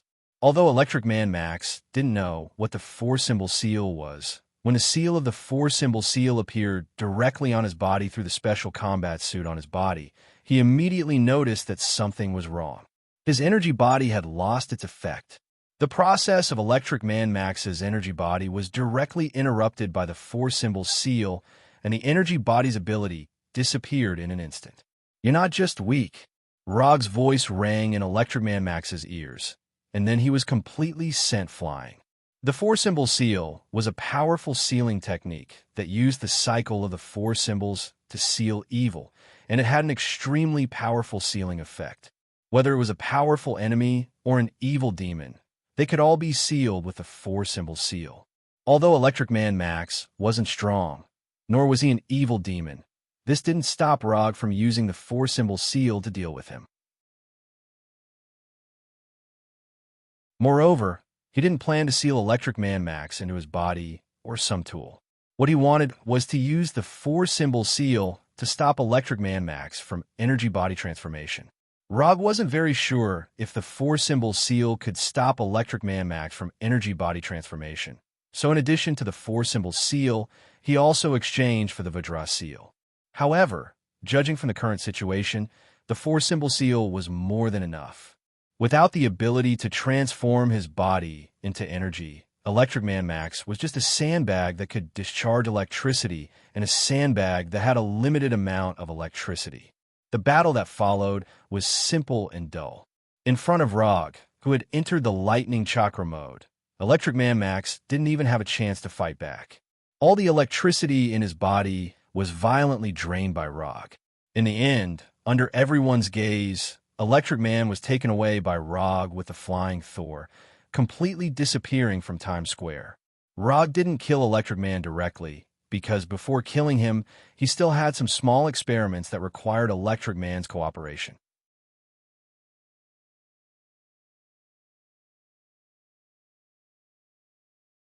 Chapter 164. Rog didn't take Max back to Dr. Connor's laboratory, but took him to the forest where he practiced Mokutan before. Dr. Connors couldn't help him with the experiments he wanted to do, and some of them were not suitable for children. After teleporting to the forest he didn't know the name of, he threw Max, who had no resistance, on the ground. Then, he used the auxiliary skills he got when he exchanged Sage Mode. Inherent Enchantment. Shikatsu Forest. In an instant, the forest in front of him was replaced by Shikatsu Forest, and the natural energy in the air became rich. Although Electric Man Max had used up all the electricity in his body, he did not pass out because of this. He didn't know if it was because of his intuition, but when he saw the forest in front of him was replaced by Shikatsu Forest, he suddenly felt an extremely dangerous signal in his heart. Although I don't have any personal grudges with you, you should know very well that sometimes the world is so unreasonable. If there is a next life, try not to meet me. Rog looked down at Max, who was lying on the ground, and said silently. Then, he came to the front of Max. In the next week, Rog came here every day to cast Inherent Enchantment, Shikatsu Forest, and at the same time to do what he wanted to do with Max. To be precise, he was studying the secrets of Max's energized body. It's not only the well-known ninja with multiple genders who has the spirit of scientific research. Rog also has a strong spirit of scientific research sometimes. And by studying Max, he can also help him further develop his own lightning ninjutsu.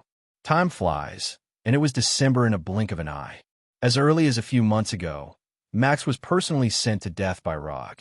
Because of Max's selfless dedication, he successfully developed several new lightning ninjutsu, and his understanding and mastery of lightning release. Chakra mode has also been further improved. In these few months, the world was very peaceful, except for a terrorist called Mandolin that occupied the headlines for several months. Everything was quite good. As soon as Mandolin appeared, he gave the U.S. government a few tight slaps in the face. Attacking an overseas base of the United States, launching a terrorist attack within the United States and openly releasing a provocative video. Because of Mandolin's strong appearance, the small commotion caused by the rhinoceros and the electric man in New York instantly died down. All the news channels focused their attention on Mandolin, the superstar among the terrorists. Live broadcast has been interrupted due to a cyber attack. An American airline has been hijacked. The entire country is on high alert. Where is Mandolin? Search the entire world. The president responds to the threat of Mandolin and vows to eliminate the terrorists. He could see news reports related to Mandolin if he turned on any channel. The United States government spent a lot of manpower and material resources to search for Mandolin all over the world for a few months, but they found nothing. Even S.H.I.E.L.D. received an order to search for Mandolin, but they also found nothing. However, whether they really found nothing, or whether S.H.I.E.L.D. didn't put in the effort to search at all, only F** Kingfucker would know. So far, the only clear information was that Mandolin was related to the Ten Ring Gang that kidnapped Tawny. However, Mandolin obviously had no intention of hiding this, because at the end of the provocative video, he arrogantly displayed the Ten Ring Gang's logo.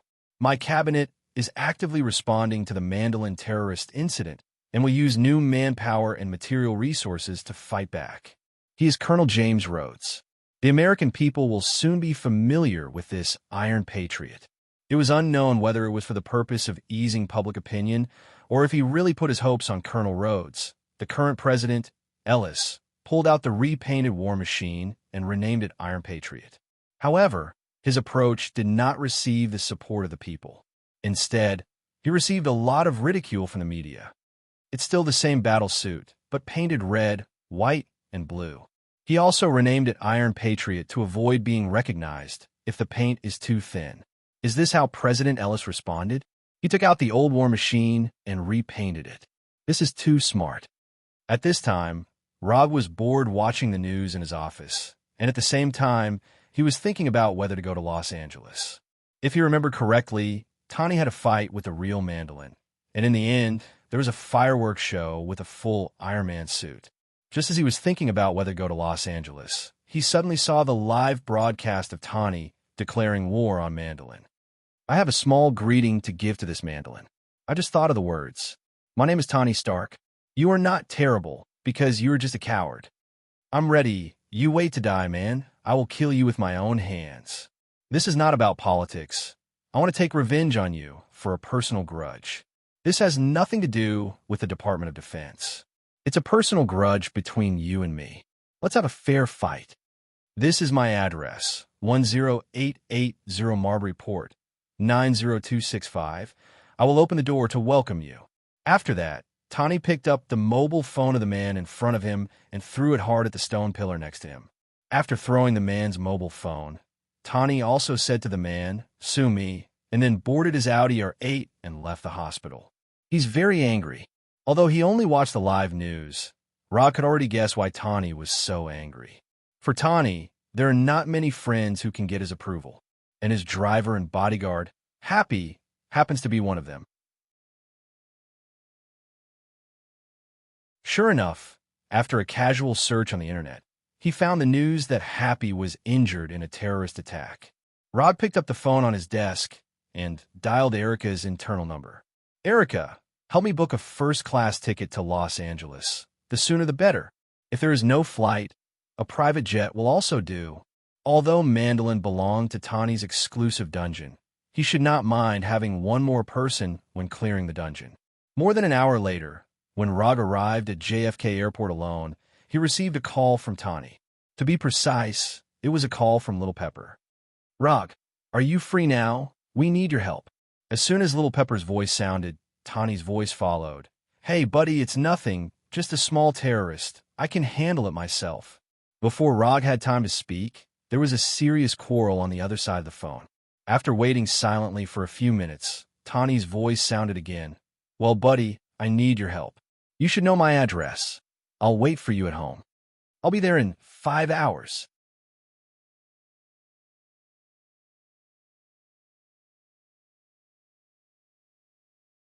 Chapter 165.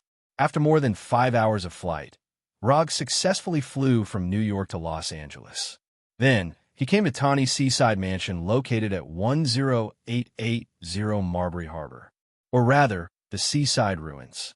Fire trucks, police cars, news interview vehicles, all kinds of vehicles were densely packed on the road in front of Tawny's mansion, making the originally wide road impenetrable.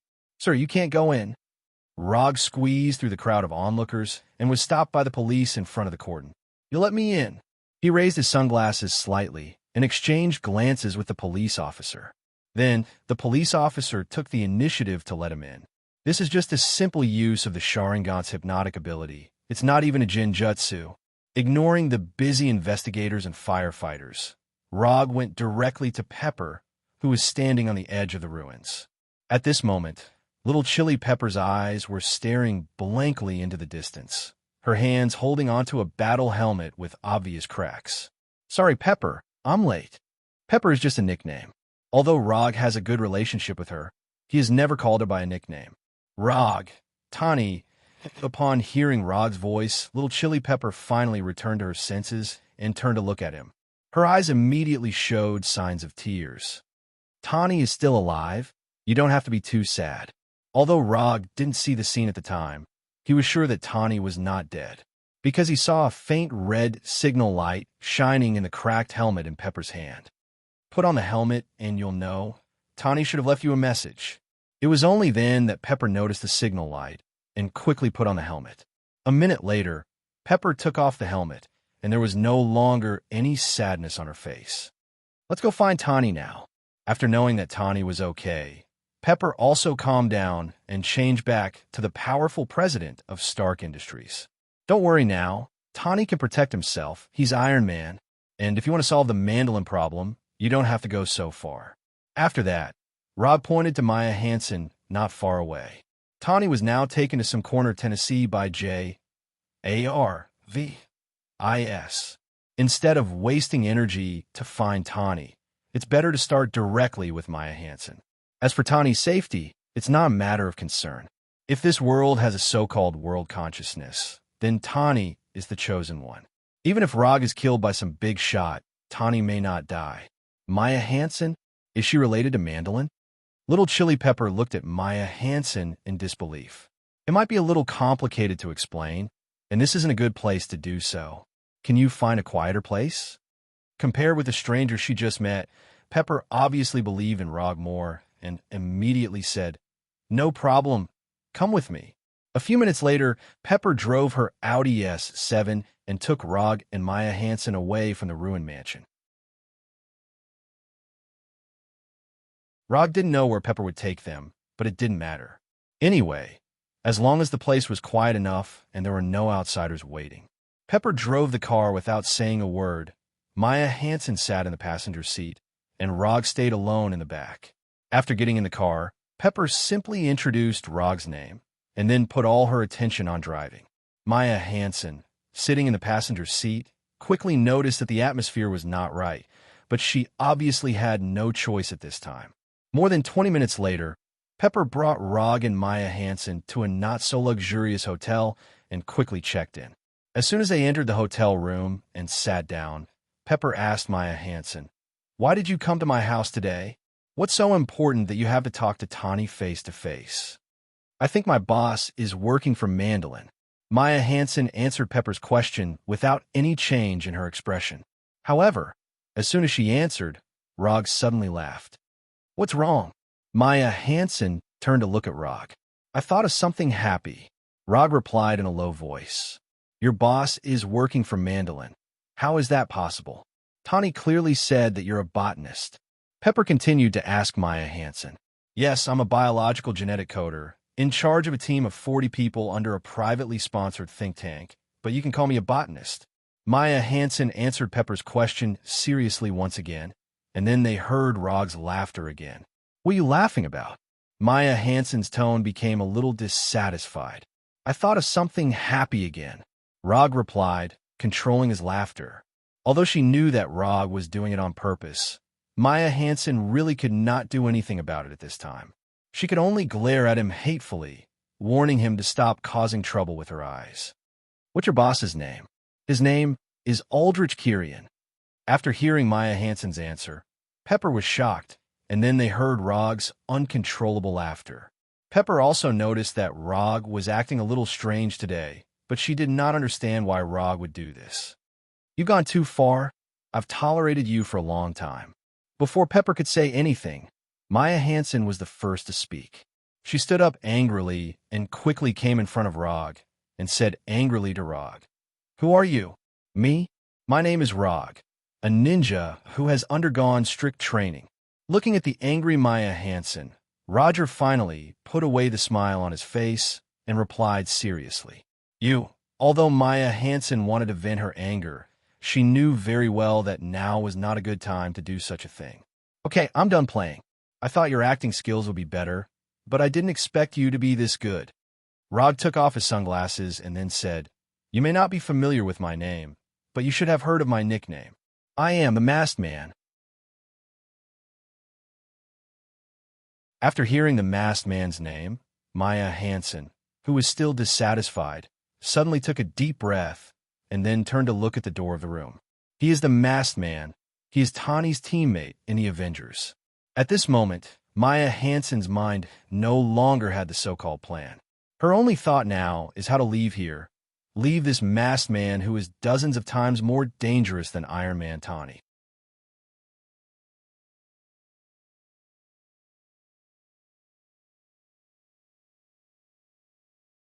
Chapter 166. Give up those unrealistic ideas. I don't want to be rough with women. Rog saw Maya Hansen's thoughts at a glance and reminded her warmly. After seeing Maya Hansen's nervous behavior at this time, Little Pepper was finally convinced that Maya Hansen was indeed related to Mandolin. "Sit down first. Your companions won't be here so soon." After saying that, Rog ignored Maya Hansen and went straight to find a seat and sat down. The reason why Maya Hansen appeared at Tani's house at this time was nothing more than to let Tani complete the final equation of Extremis and solve the shortcoming of Extremis that it will self-destruct once it overheats. Whether it was Maya Hansen taking the initiative to go to Tani's mansion or Mandolin's men just happened to launch an attack at that time, everything was in their plan. Although the final result was a little different from what they had imagined, overall, the plan was still going smoothly. Although Tani's whereabouts are unknown, Little Pepper is still there. As long as they control Little Pepper, they don't have to worry about what Tani will do to them. Maya Hansen has also been acting according to the established plan, but what she didn't expect was that the Masked Man, Rog, would appear at this time. After glancing at Little Pepper, who was already vigilant, and Rog, who had an indifferent expression, Maya Hansen silently sat back in her original position. "From now on, I'll ask, you answer, understand?" After hearing Rog's words, Maya Hansen turned her head and glanced at him, then said, "What's wrong with your eyes?" Maya Hansen's question made Rog stunned. "What's wrong with this woman's brain? Is this the time to care about my eyes? Don't get the point wrong. This has nothing to do with you. What I ask, you answer. You are not qualified to ask questions." Rog's tone became stern, and he said solemnly, "Rog, are your eyes okay?" Maya Hansen did not say anything else, but Little Pepper's voice rang out. Little Pepper did not pay attention to Rog's eyes at first, but after hearing Maya Hansen's question, she realized that Rog's eyes were completely different from normal people's eyes. It was blood red in color, and there were 3 comma-like things around its pupils. Little Chili Pepper was not the kind of person who was particularly curious, but since she had already regarded Rog as a friend, she felt that it was necessary to be concerned about Rog's current health. "My eyes are fine. You can simply think of it as my superpower." Rog had no intention of explaining to them what the 3-Tomo Sharingan was and simply answered. After dealing with the matter of the Electric Man, Kuroto set his Sharingan to a constant state of 24 hours a day.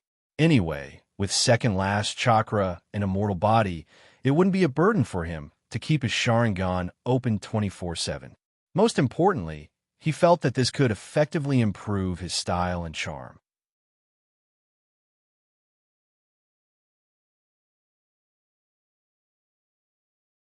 Rog didn't care about the big man who suddenly broke in and raised his right hand and aimed his palm at him. Lightning release, lightning palm. In an instant, more than a dozen lightning bolts as thick as 2 fingers gushed out of his palm and slammed into the big man who broke through the door. Boom! Although the lightning launched by lightning palm is not thick, its power is not weak at all. The big man at the door intended to resist lightning palm with his body, but at the moment when the lightning hit him, he was knocked out and hit the wall of the aisle heavily, leaving a human-sized hole in the wall. Lightning palm is not a ninjutsu that he exchanged from the system, and he developed the lightning release ninjutsu alone after studying Electric Man.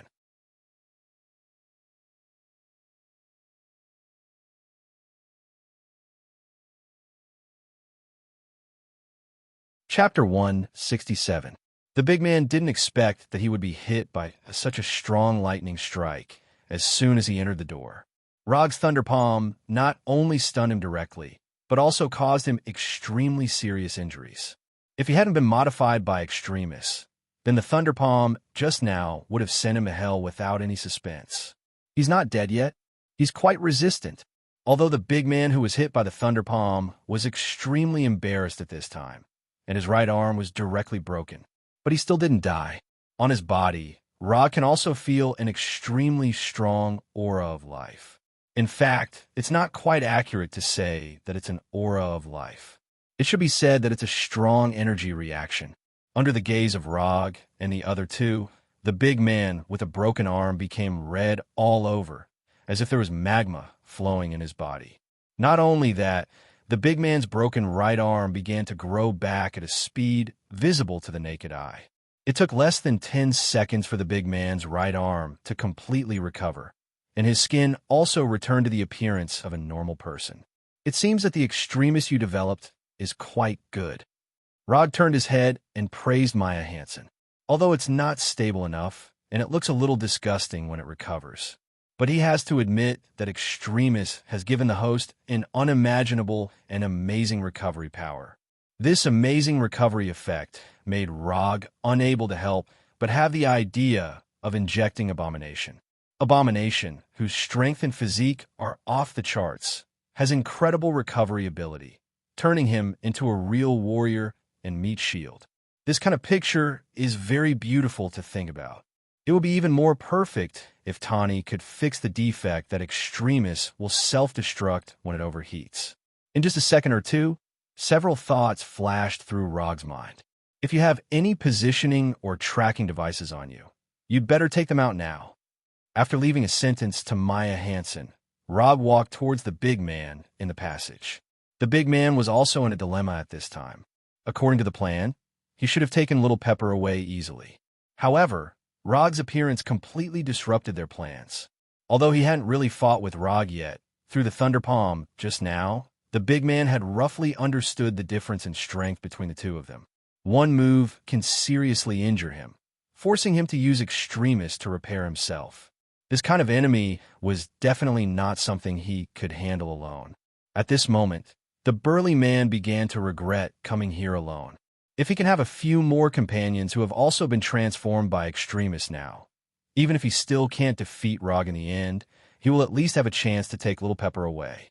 Although the Thunder Palm that Rog used just now wasn't a powerful ninjutsu, but the loud sound like real lightning still woke up many guests in the hotel.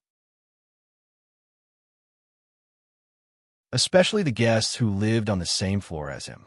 One by one, the guests walked out of their rooms and began to search for the source of the noise. Then, they saw the big man in the aisle whose clothes were tattered because he used Extremis to repair himself, and the impact cratered the size of a person behind the big man. After noticing that more and more guests were focusing their eyes on him, the big man suddenly had a plan. The big man's legs suddenly exerted force, and he pounced to the side like a cheetah, temporarily leaving Rog's sight. Then, without hesitation, the big man went directly to the fire alarm bell and broke the glass on the alarm bell with a punch. At the moment when the alarm bell was broken, a harsh alarm sounded throughout the hotel. After doing this, the big man still had no intention of stopping, and he began to actively urge the Extremis in his body. In the blink of an eye, His hands turned red, like the red-hot iron that had just been taken out of the stove. The guests who had walked out of their rooms because of the sound of the palm thunder all revealed terrified expressions when they saw this scene. Here, the Battle of New York must be mentioned again. For ordinary people on the Earth, the Battle of New York is not just a battlefield where aliens invaded the Earth, but also a war that made them understand that there are many monsters in the world they live in. Therefore, when these guests saw the big man whose hands had turned red, they immediately realized that this big man was the so-called monster. Although they don't know whether this big man is a good person or a bad person, for ordinary people, this makes no difference. It's like ordinary people seeing a gunfight on the street. Their first reaction is definitely not to understand who the two sides of the gunfight are, but to immediately avoid or stay away to avoid being involved in unnecessary danger. However, just as these guests planned to return to their rooms or run directly to the safe passage, they were immediately drenched. The hotel's fire protection system was activated. A large amount of water poured down crazily as if it didn't cost money. Of course, it was the big man with red hands who caused the fire protection system to be activated.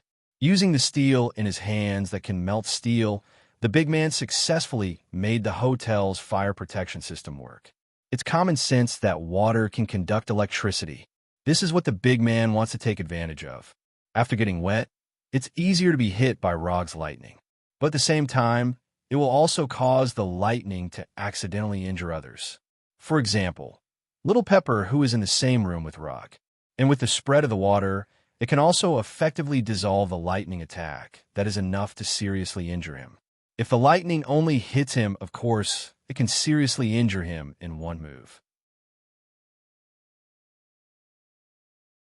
But if there are others to share the damage, then the threat of the Thunder Palm will naturally decrease a lot.